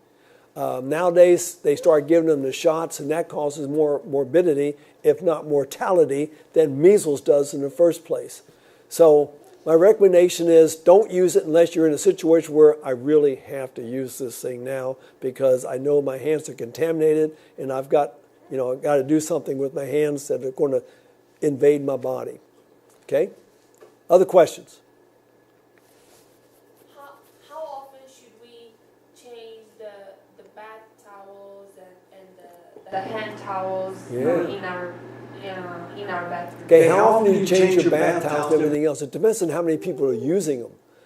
I live by myself, so I might go a week with the same one. But here's what I like to do. You take your towel and hang it out in the sunshine. All the washing in the washing machine with all the Tide or Cheer or whatever else will never do anywhere near as good as letting the sunshine and the UVB light hit those towels. And I want try an experiment. I love to do this. I love to do laundry. I mean, like some people say, I got to do all the laundry. Yeah, right. You put it in the thing, you push a button. What's the big deal, huh? Back in the old, now some countries I go to, it's still in a bucket. But I like to do the laundry, and then I like to hang it on the line. And here's what I have noticed. Whenever I wash my sheets and hang them on the line, make my bed, that night I sleep better than any other night. There's something about exposing our clothes to sunlight and fresh air that's going to be so much healthier. So if you just take your moist old towel and hang it in your musty old bathroom and close the door so it's going to get even more musty, maybe you should change it every day. But, in situations where I am, I really can't do laundry every day. I just can't do it. So I will probably go about a week, but I want it in the sunshine to dry, and then it's a whole lot safer for me. We have a question over here, Dr. Miller. What's your thoughts about the person who stays up late at night, or those who are commonly referred to as night owls? Mm-hmm. Okay, that's a really good question. There's no such thing as a night owl. There is a intemperate person is what it is. Some people say, I can't sleep at night. You know why? Because you got in the habit of not sleeping at night. We get into these habits, and we've got to break. You don't have to break the habit. If you want to stay up to 2 o'clock every morning, that's fine with you. But it's going to weaken your immune system. It's going to hurt your cardiovascular system, and you're not going to produce the pertinent brain hormones like epithalin and melatonin and melanin and serotonin and many other hormones that are mostly produced before midnight. As a matter of fact, every hour of sleep before midnight is worth twice as many hours after midnight. And I've already gave the solution to the problem. If you say, I cannot sleep at night, get up early, take no naps during the day, and one of these days, you will be able to go to sleep at 9 o'clock at night. Our eyes are sensitive to light. That's why our bedrooms should be dark. Our eyes and the light striking our eyes, that's why when the sun starts to set, we should start getting tired because the body recognizes there's less light, it's time to go to bed. Along the same line, some people say, I can't eat breakfast. Breakfast makes me sick. I say, well, fine, breakfast makes you sick. Well, don't eat any lunch, don't eat any supper. The next morning, try breakfast again. If it still makes you sick, eat no breakfast, no lunch, no supper. Try it again the next day. One of these days, breakfast is going to be really, really good because you are really, really hungry. Most people don't like breakfast because they had a big supper and they've had that food fermenting in their stomach all night. They wake up, they have no appetite, and so it's best not to do it. Okay, other question. Someone wants to see a picture of your mother again. A picture of my mother again. My dear, dear mother. Yes, I love my mother to pieces. That was back up in the cheerful one, wasn't it? Yes. My mother once told me something very interesting. She says, I only remember one day in my life being depressed. I have a hard time computing that in my mind. My mother, she was in high school in the 1930s and 40s. Her brother was at Pearl Harbor December 7th, 41. And when that happened, my mother says, I've got to help the war effort. As soon as she graduated from high school, she joined the Marine Corps. Her job in the Marine Corps, she was sent to Cherry Point, North Carolina. Interesting, my last duty station was Cherry Point. She went to Cherry Point, and her job was to teach aircraft identification to pilots and ground gunners so they didn't shoot down our airplanes. So she taught them what the enemies looked like and what the allies looked like. And that was my mother's job. She met my father while she was there. They got married in Havelock, North Carolina. And that was the beginning of my story. And but that's my mother. Looks like a happy lady, doesn't it? She is a happy lady. Can't see it because I don't have it on play. Sorry about that. Play slideshow. There she is. A merry heart does good like a medicine. Yes, that is her. I have another question for you, Dr. Miller. Okay. The person is asking, is it not okay to eat in the afternoon? All right. It depends on what I eat in the afternoon. I like to have my lunch at about, no, that's the wrong term. We've got 3 meals. Breakfast, we always got breakfast down. We know what that is. What's that word come from? Break fast. You haven't been fasting if you had a big supper. So anyway, break fast. The next meal, which should be your most important, breakfast is the most important. Next one should be dinner. And the last one should be supper. Supper comes from the concept of supping something from the cup. But what we do is we eat breakfast, we eat lunch, small meal, and then we eat dinner at nighttime. So I like to eat 2 meals. It's not a law, the meats and the persons, but I eat my breakfast around 7 o'clock in the morning, and I eat my lunch around 2 to 3 o'clock in the afternoon. That way I'm never hungry at nighttime, but I'm always hungry at both meals, which is a real advantage when you're trying to eat something. So basically, we need to... now, when you say afternoon, Again, when did you eat last? When are you going to eat next? That's the big question. If you can get that clarified, I might be able to go further with this. But eating at noon is a terrible time to eat. Because if you're going to eat 2 meals a day, you eat at noon, you're going to be hungry at supper time 9 hours later. Other questions? Yes? Is it okay to give nuts to little babies? Is it okay to what? To give nuts to little babies. Well, it depends on how little the babies are. Maybe, you know, 2 years old. yeah, many, you know, one of the leading causes of death of old people in America and young people is choking deaths. That's why all toys come with, if they're small, they say choking warning. So basically, a child who doesn't have enough teeth to properly masticate the nut, or they haven't been taught to chew things well before they swallow them, start swallowing large things, can get stuck in the throat, can cause some real problems. And so basically, it's probably not best for very small children to eat nuts or hard candies. See, many older people eat hard candies. Hard candies cause many choking deaths or choking problems in very old people because they like children. You know, Shakespeare talked about the 7 ages of man. The 7th age was second childhood. Sans eyes, sans teeth, sans taste, sans everything. So basically, old people lose their teeth. Young people don't have their teeth yet. Both of them have the same problems. They can't properly chew their food. Then they start swallowing things that are too large to handle their throats. So if you want to give a child nuts, masticate it for them. I don't mean chew it out and spit it in their mouth, but you can chop it up very small because there's a good fat found in nuts, and that could be healthy for the child.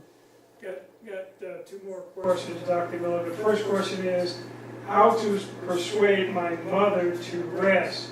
Her blood pressure is high, but I cannot really persuade her to rest. Yeah.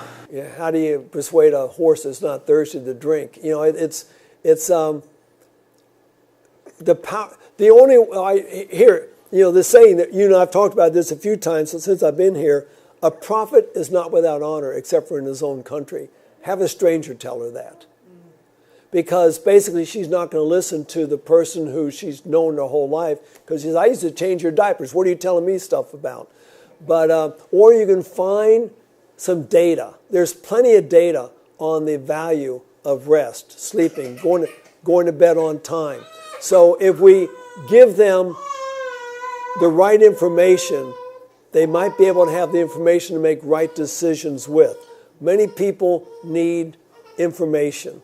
Just being told you got to go to bed on time. But again, if it's the person's mother, so apparently this person's a little bit older, they've got a deeply ingrained bad habit. And it's going to be very hard to break that bad habit. Old people seem to like to go to bed late for some reason. But it's amazing if you break that habit, how much more refreshed you will be going to bed at early. You know, I doubt that you can convince her this way, but say, and here's what I tell people, just give it 10 days. I always use the Daniel fast. 10 days, go to bed early for 10 days and see how you feel. See if you don't feel better. Many people, when they try the vegetarian diet, say, man, I feel so much better. And so just giving it a try, but for the most part, a man convinced against his will is of the same opinion still. It's going to be very hard to convince anybody. My little sister and my sisters, you know, I'm a vegetarian. I try not to talk too much about it because they don't want to hear it. But when she got to be pre-diabetic, then she was ready to listen. Maybe when this man's mother starts getting some real health problems, the high blood pressure leads to maybe a TIA, a mini stroke. Maybe then she'll say, what can I do? Because I don't want the major one. Say, well, here, try these things right here. Chili ones. Yeah, go ahead.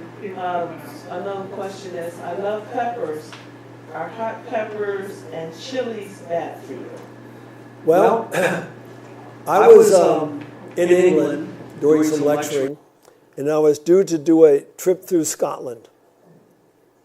They took me downtown London to catch the tour bus, but before we went there, we went to an Indian restaurant. If anyone's familiar with Indian restaurants, their food is hot.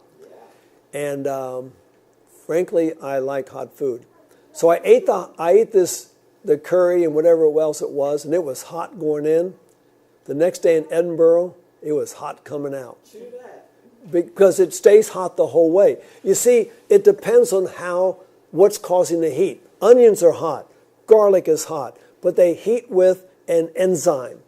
And when you swallow the food, the enzyme is denatured in the stomach. But hot peppers they heat with an aromatic oil, which stays hot the whole way through, which is going to cause inflammation all the way through. A study done in Mexico, I think in conjunction with Yale University, looking at, because in Mexico, there's 3 places in the world that eat hot food. There is India, the curry. There's Mexico, hot tamales. Where's the third one? Anyone know? Korea with the kimchi. Okay? They lead the world in esophageal and stomach cancer. Lead the world. And so they did this study in Mexico, and they found that eating these hot peppers increased the risk of cancer 17 times. Now, is cayenne pepper in a different class? You know, I keep trying to study it, and I can't find how it's in a different class. But what I will say is that there are certain things that are not good for you that you can take medicinally. Ellen White took coffee when she was seasick in the middle of a lake on a boat. It calmed her stomach.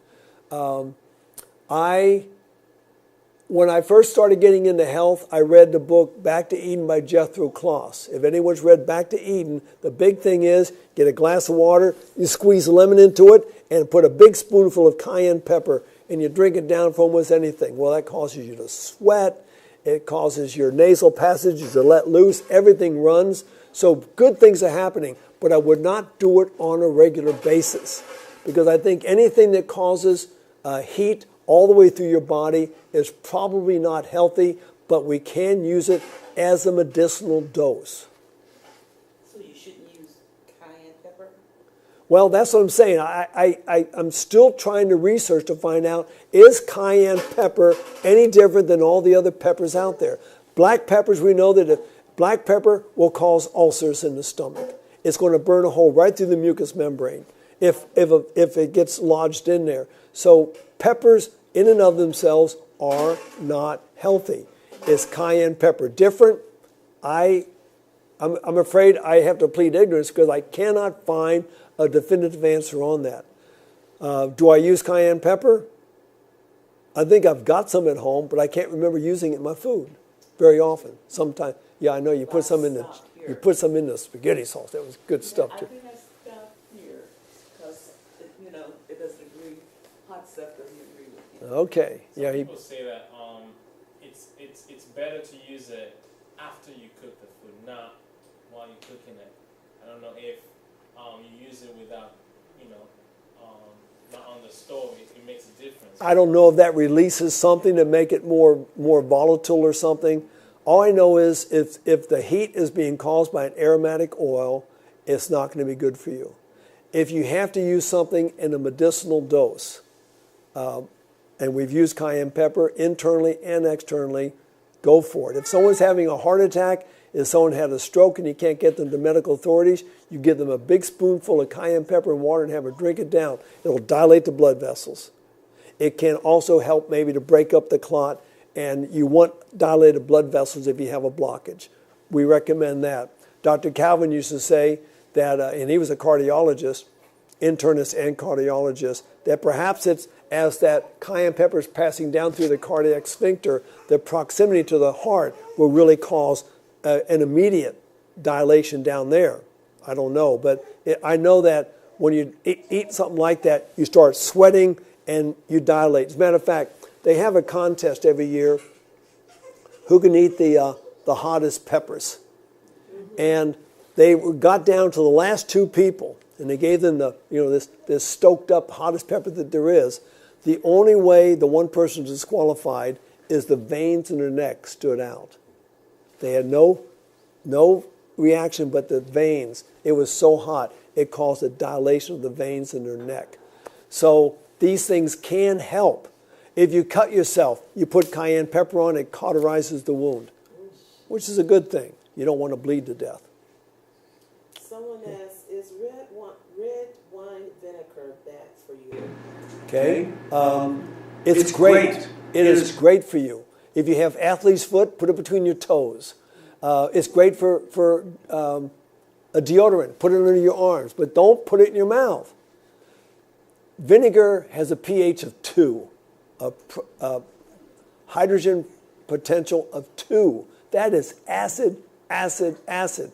Red wine vinegar, apple cider vinegar, distilled vinegar, it's vinegar. It's the pH which is really bad. Plus, it's a fermentation process. You put something fermented into your body, it's going to cause what's ever already in there to continue the fermentation process. So, no, I don't think it's good. Are you going to quit eating it on your salad? Probably not, if you really like it. If you want to substitute, use lemon juice. It's just as sour, and you can mix something with that. Quite frankly, I've been to places where they put squeeze an orange on the salad. It has a fantastic flavor. Gives it that sweet sourness, which is very, very nice. So no, red wine vinegar is good externally. It's good to make tinctures with that you're going to apply externally, but it's not good inside. Now, can you read studies that say it's good for you? Yes, and you can probably still find some wingnut studies that say tobacco doesn't cause cancer.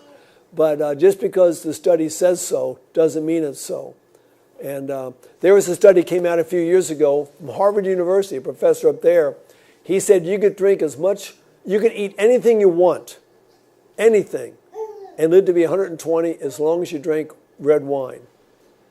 Well, if you look at the study closely, the red wine, what they're looking at in the red wine was resveratrol. To get enough resveratrol that's going to allow you enough protection to eat anything you want is about 1,200 bottles of wine a day, every day. Well, you're dead before breakfast doing that. So it's best, just because the study says so, go back to the basic principles. Does this violate a principle? If it does, just because it has a good property doesn't mean it's good for you. And you see a lot of those today. Question for you. Under the laws of health, under stewardship, you talk about the importance of air and its negative ions being outside in different places to get negative ions. How important is it to get air circulated inside the house? Vital. You should always have a window open in your bedroom. At home, in my home, I never have heat in my bedroom. I like the feel of covers on me, and I like the feel of my nose being cold. I open my windows, close my doors, because you're going to get fresh air. We should always have fresh air in the house. Now, if you have certain plants, especially things like schefflera, aloe vera, certain plants will help to clean the air a little bit. But we really need some fresh air passing through the house. Even if your AC or heat on, a little bit of air just to change the air around. The problem we have at a place like Uchee Pines, we get lots of students from the islands there. They're not used to cold weather, but they're used to heat. So what they do in the wintertime, they turn up the heat in the room really high and they open the windows all the way, trying to heat up all of Alabama. And we have a hard time trying to break them of that habit. Your nostrils. Measure the cubic inches of your nostrils. It's going to be less than 1 square inch. So that's how much space you need underneath your window to get enough air in to be able. So I basically crack your window. You're not going to be letting all your air, hot or cold, out, but you're going to be getting enough air in there to be able to change the carbon dioxide and to be able to breathe a whole lot freer. There's some. Okay. What is the proper time to go to sleep when you're elderly? 9 o'clock. That's why. The study says 9 o'clock. It's the best time for everyone, but except for very small children. Because it's at 9 o'clock is when usually it's going to be dark outside and your body's going to start producing the hormones. But the later you go, the less hormones are going to be produced. You get up to midnight, and some of your hormones are very rarely, very small amounts will be produced after midnight. So before midnight, it's going to give you, things like serotonin. You're going to wake up feeling happy. You go to bed at midnight, you're going to wake up feeling like that grumpy grust that many people are. And the reason is because they're not getting the sleep at night. Just because you become old, I'm 71 years old, doesn't mean that my body's finally craving to go to bed late. Our problem is I go to bed late sometimes because I just get so involved in the work that I'm doing.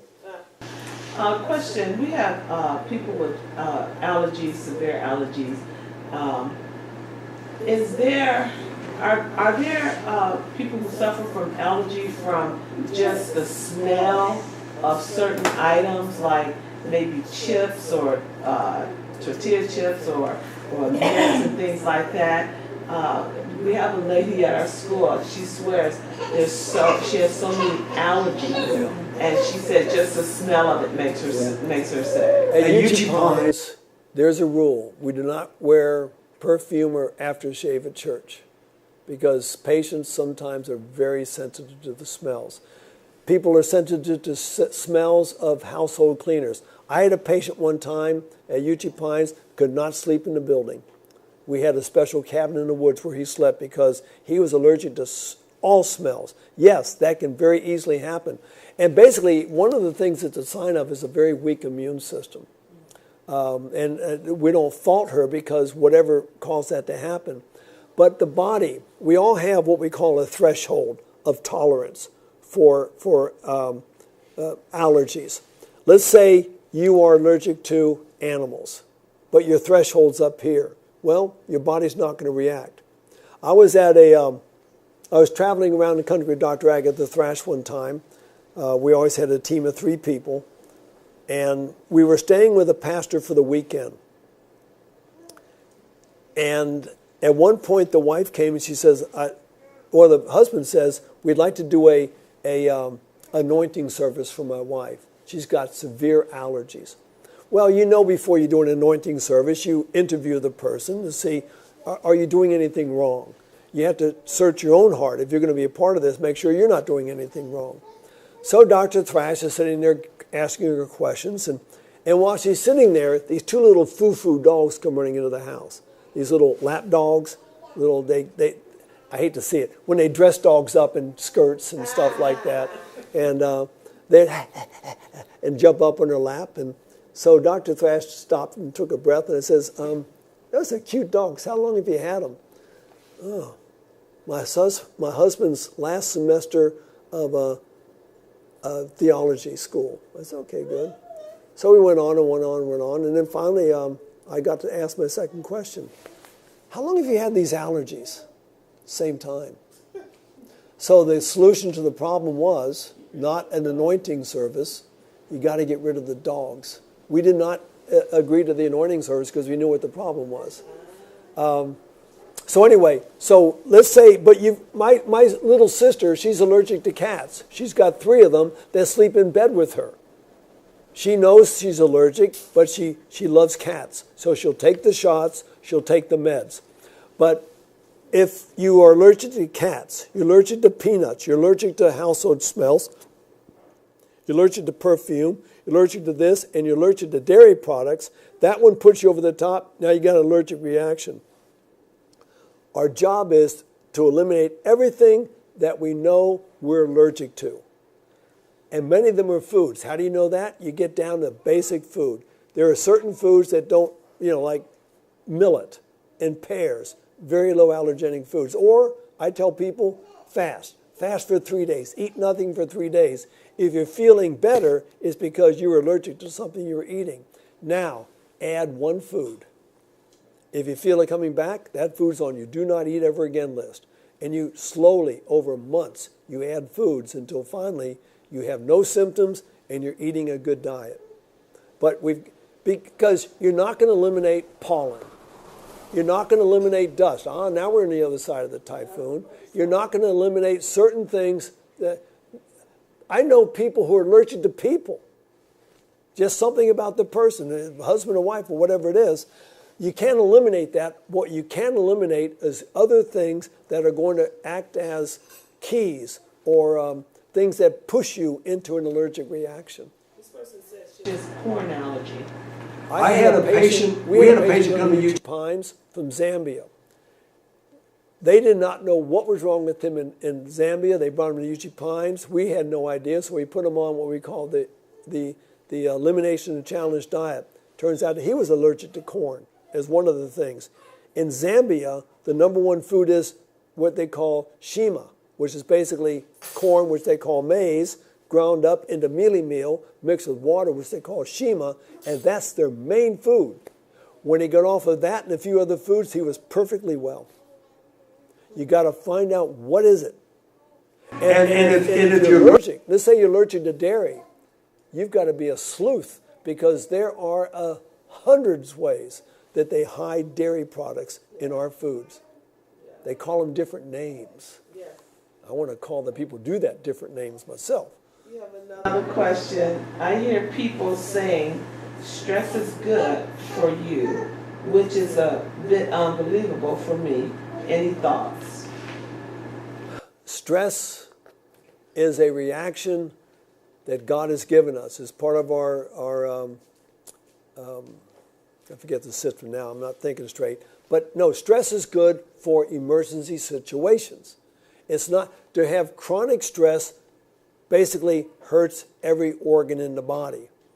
No, stress is not good. By and large, it's not a good thing.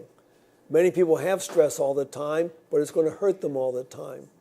We need to be relaxed. Now, it doesn't mean that if we don't have stress, we're ambivalent, we don't care anymore. No, we need to be observant to our surroundings. We need to be observant and careful in what we do, but it should not cause stress. Stress is a reaction of the body to some negative or emergency thing going on, and the body has the reaction to be able to turn it off. If you feel stress, one thing you can do, and it sends a signal to the rest of the body to turn off the stress, that is to sit still for a minute and go, take a deep breath. Taking a deep breath, it sends a message to turn off that stress response.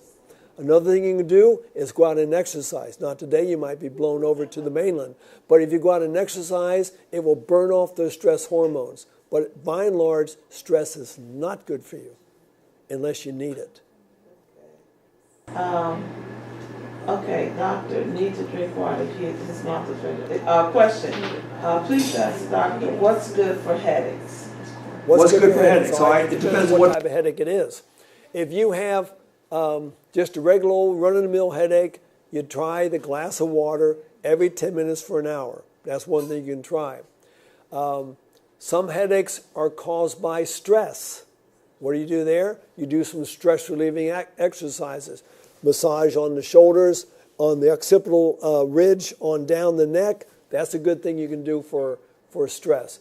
Walking in the sunshine is good for stress. Taking that deep breath I just talked about is stress. Changing your mind about the stressors is good for stress. But the major headaches people have, the major headache, besides a cluster headache, is what we call a migraine headache. Yeah. What do you do for a migraine headache? I was working in Userfontein, South Africa one time during a 3-week detox program. One of my students stopped coming towards the end. She was out for 3 or 4 days. They kept saying she had a headache. I kept sending back things she could do for the headache. Well, finally they said, she's got a migraine headache. I says, okay, bring her over here.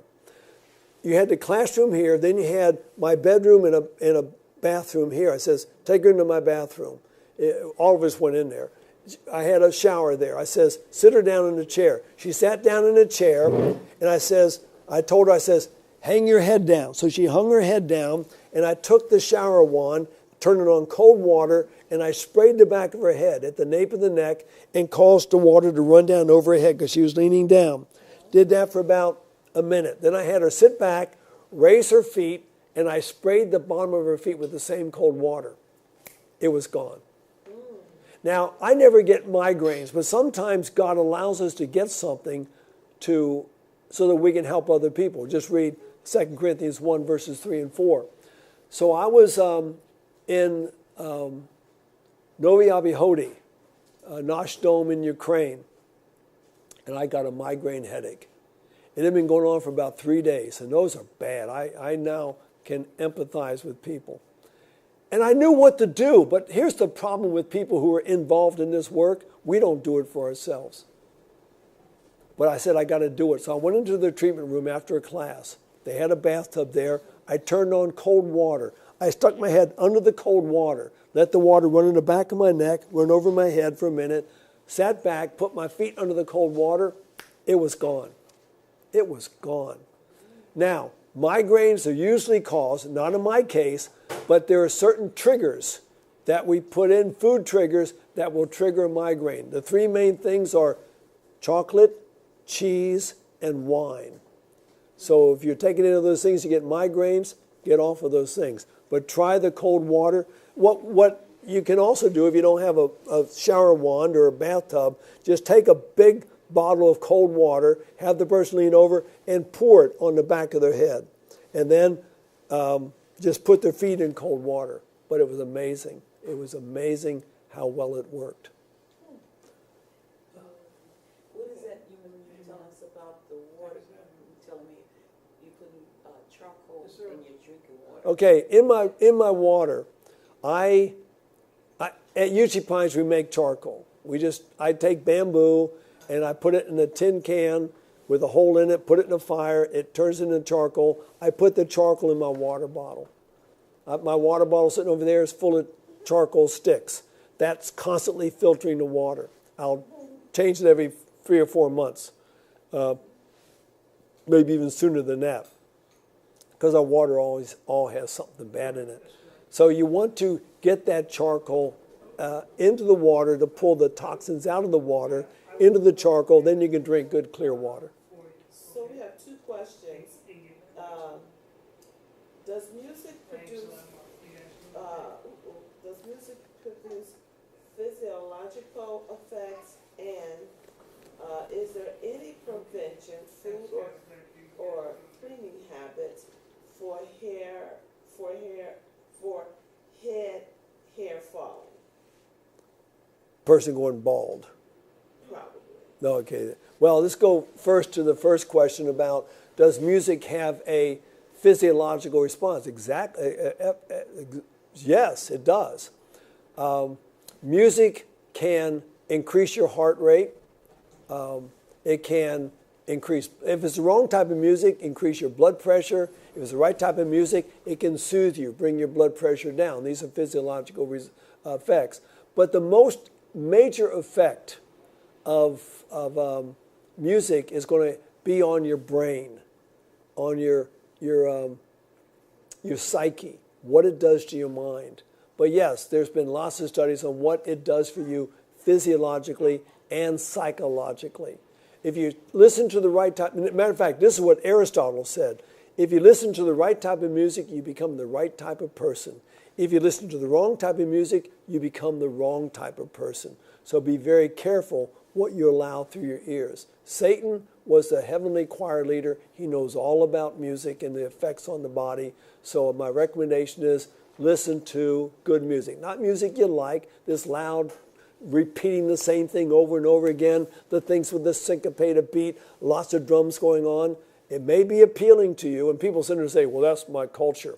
Well, if that's your culture, I hope you don't move to a country that practices female mutilation as part of their culture, or go to a country that when you reach a certain age, they saw off your teeth, or you reach to a certain age, you got to go up in the tower, tie vines around your legs, and jump off, and if it doesn't break your legs, the God's like you. So there's many cultures around the world that what they do is not something you want to have anything to do with. So just because this raucous music or this terrible dressing or whatever it is part of your culture, that does not give you an excuse to do that to yourself.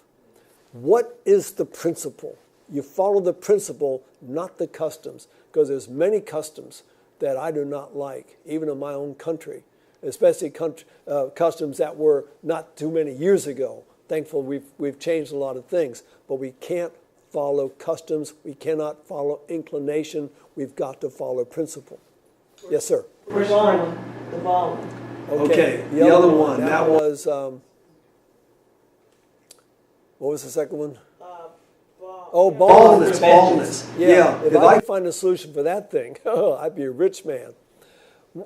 I was in Ukraine one time doing meetings, and I was asked that question. A person says, hey, ever since I got out of the military, my hair's been falling out. I had the solution. Go back to the military. Maybe there was something in the food in the military. I don't know what it was. Sometimes we'll tell the people, change your shampoo, stimulate your hair follicles, massage your head. That's where you can use cayenne pepper. Put cayenne pepper in your hair and work it in. That's going to cause more blood flow. Maybe that can help. There's many things people have tried. I have not found anything that works 100% of the time, or even 10% of the time. I know when I was in high school, I sat next to a guy named Dennis Cady. And Dennis says, you're going to be bald by the time you're 18. You know what I looked like when I was 18? I look just like I do now. I've got a high forehead. He's been bald as a billiard ball for a long time. So what we can do about the hair, there's one solution. Jesus is coming soon. And I don't think there'll be any bald people in heaven. Unless you like baldness, and you can be bald if you want. But there's some things we just don't know. This could be a genetic thing, male pattern baldness they call it, and you might be stuck with it. Question for you. Yeah. During the course of the series, I heard you use the term multiple times, fasting and also detox. Are they the same or are they different? And if they're different, what are the differences and what is the appropriate occasion to use either? Well, fasting can be a part of the detoxing program. But for the most part, we fast if we're trying to clear our minds because we've got something really heavy to think about. We fast. Now, again, there's many types of fast. There is fasting. The vegetarian diet is a form of a fast. Eating 2 meals a day is a form of a fast.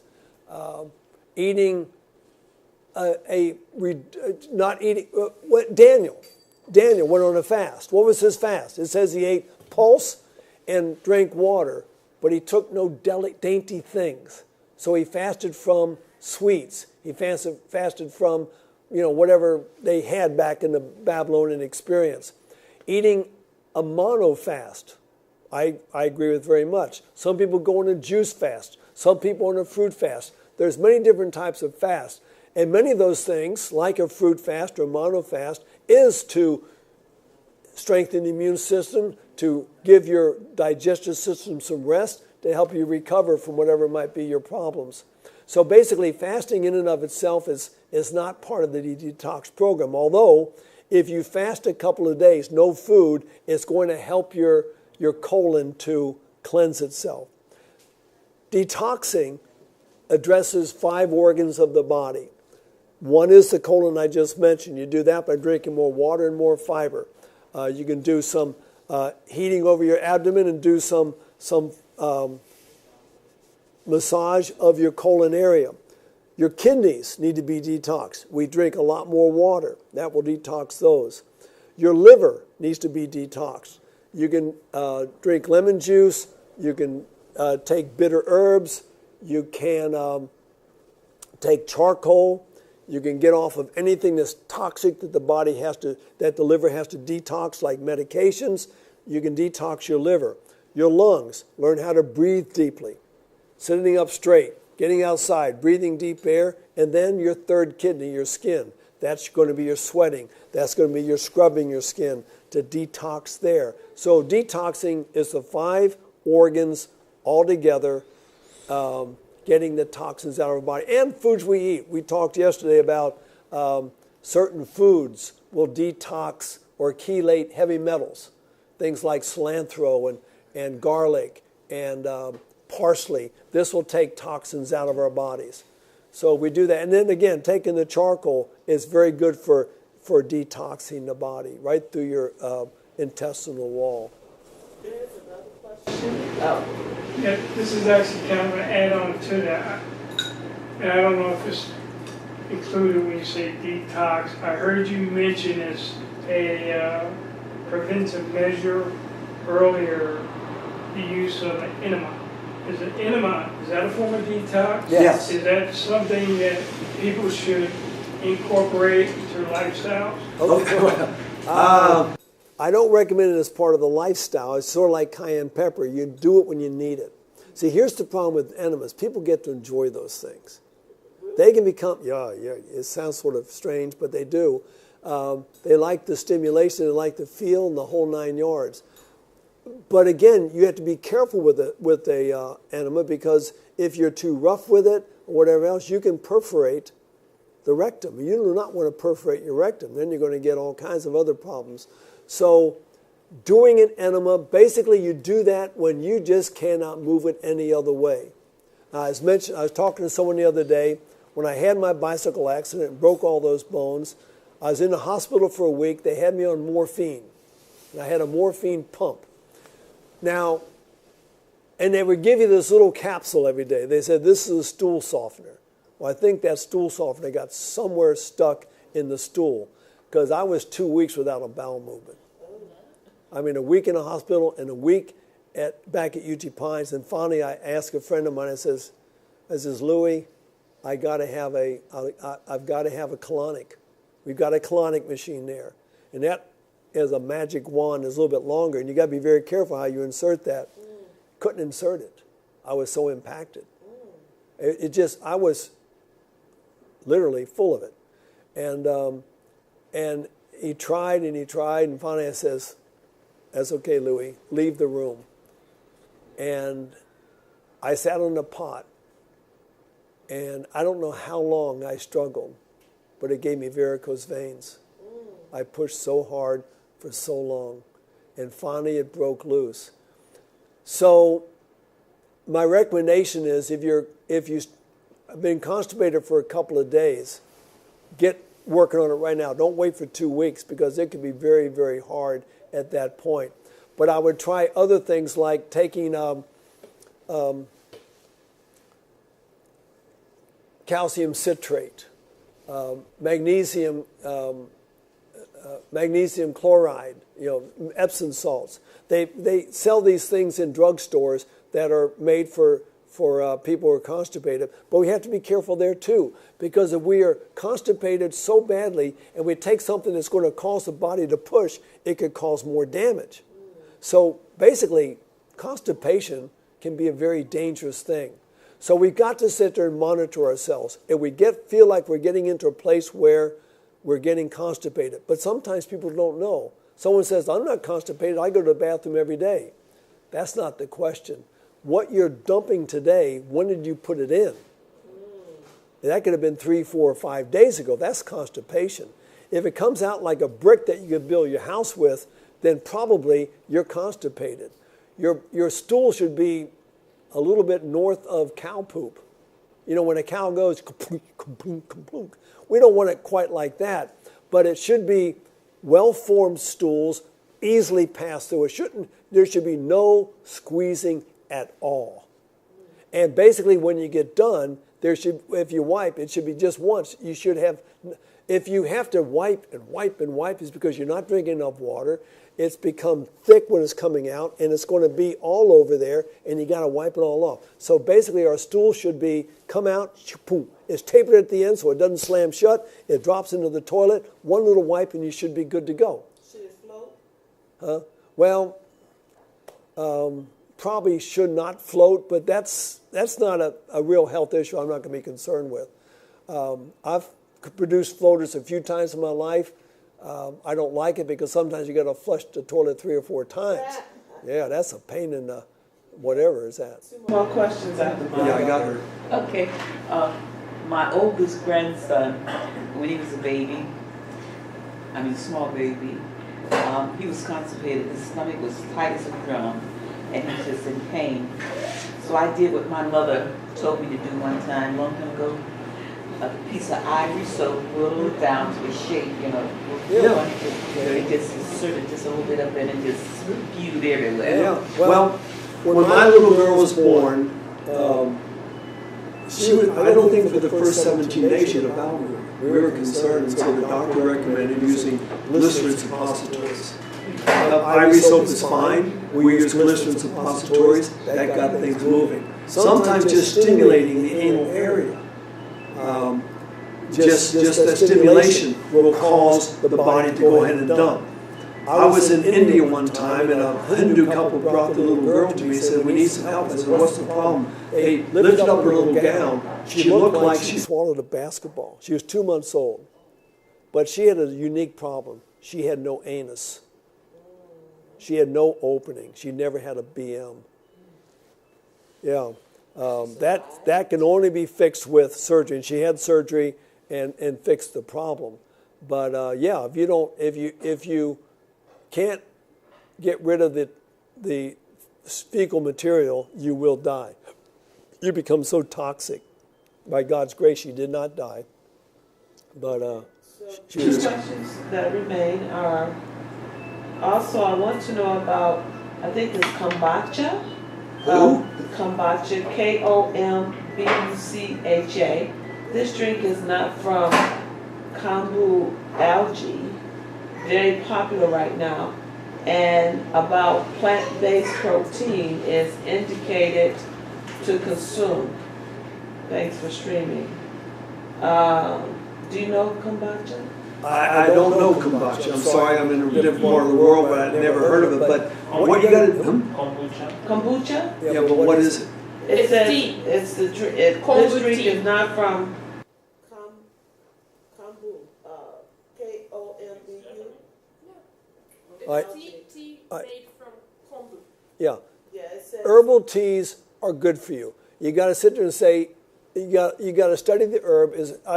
You can get black tea, you can get green tea, but these are bad because they have got caffeine. Most teas are very medicinal, very good. So you just have to check to see what is in the tea. What is it for? What might it have that might be bad for you? I can't answer the question. Okay. The second question there is, got so many questions. I forget what was the second one? and about plant-based protein. Plant-based protein. Indicated to consume. Indicated. What do you mean indicated? It says, and about plant-based protein is indicated to consume. I don't know, maybe that's just the power. All right, well, let me just explain plant-based protein. All proteins, whether they're animal or vegetable, are made up of amino acids, okay? And all proteins, all animals, and we're made of protein, all of our tissues, have to consume these, at least either have to eat a vegetarian or eat a vegetarian diet in order to get those amino acids. There are 8 essential amino acids for an adult. All of those can be found in the plant, all of them. Potatoes, brown rice, oats, broccoli, beans. A vegan, all right, wrong term really, a whole food, plant-based vegetarian has no worry about protein. The disease that is connected with not enough protein is called kwashiorkor. Most people don't even know what it is and couldn't spell it if they tried to, and they've never seen it unless they've been to starvation areas like Africa. So, but you have a lot of people with kidney failure and osteoporosis and cancer caused by foods with too much protein in there. So basically, if you are eating a plant-based diet, you've got plenty of protein. Okay, so this person says, I think there's 2 questions and a comment. What are your thoughts on juicing, like what Joe Cross from Fat, Sick, and Nearly Dead recommends? And do you have any unique way to improve our memory? And the comment is, kombucha is fermented. Well, that could be the problem.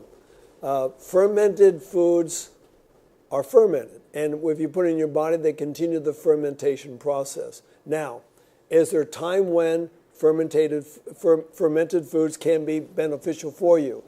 Dr. Akazuki in Nagasaki in 1945 recommended miso soup. It protected the people from, amongst the other things, protected them from the radiation fallout. So there's times when it can be beneficial, but on a regular basis, fermented food should not be taken, like pickles and whatever else. Now, going back to the juicing, juicing is very good for you on a short-term basis. The problem with juicing is there's no fiber. You run it through a juicing machine, you got pure juice, you're going to get more of your phytochemicals and more of your vitamins and minerals, but no fiber. So basically my recommendation is fast for no more than 2 or 3 days. I've known people on 50 days of fast, and I've known people who die because of it. Not everybody, some people do great on that. But when we juice a food, we're throwing away some of the best parts sometimes. We're throwing away the skins. Lots of nutrients in the skins or just under the skins. All the fibers being thrown out. Now, if you juice with a Vitamix, you just throw the whole food in the Vitamix and blend it up and add some apple juice or something, you're drinking the whole thing. But here's another problem. When you're drinking something, how do you drink? You swallowed it down. If it's got carbohydrate in it, you needed to mix it with some salivary amylase, your digestive juice for carbohydrates in your mouth. So if you're going to juice, you do chew your drink. And when you eat food, you drink your food. That means you chew your food until it's liquid and you swallow it like you're swallowing a liquid. So now we're getting all the enzymes we need to break down the food, and we're going to have complete digestion. If we don't, we're going to have some problems. And the last one, do you have any unique way to improve on memory? And I know I've mentioned it a number of different times. One is memorizing scripture. If you want to build biceps, you do curls, all right? Because you're making them strong. So if you want to make your brain strong, you got to make it work hard. Increasing blood flow, ginkgo biloba, drinking more water, eating more omega-3 fatty acids. The one thing, the aerobic exercise. There's many ways to build the brain. And that's just a few things I mentioned right there to help make the and practice remembering. You know, many of us we forget because our brains have gotten lazy. Someone introduces someone to you, and a minute later you say, "What was their name?" When someone says something, repeat it back. "Hello, this is Joe." "Hello, Joe. Nice meeting you, Joe." Say it a couple of times. Good chance you remember it next time. So this. Huh? Yeah, create a neural pathway in your brain by walking on that path a few times. Okay, so we've been at this thing now for... Yeah, the pastor's just shut it down for everybody, no more questions, so this basically concludes the lecture. Okay. Whew. Okay, I'm going to go to bed. You want to close us out in prayer? Do you want to close out in prayer? I can pray, yeah, let's have a word of prayer. Father in heaven, we've said a lot this afternoon. A lot of people will be listening, affected. I pray that someone will be blessed. Not just someone, but many people could be blessed. If I've misspoken, spoken too fast, I pray that you forgive me and help the people hear what you wanted them to hear. Father, the whole thing is about you being glorified, and we glorify you by how we treat ourselves. So I pray that you would help these people and help us to present our bodies living sacrifices, holy, acceptable to you, which is our reasonable service. I pray in Christ's name. Amen.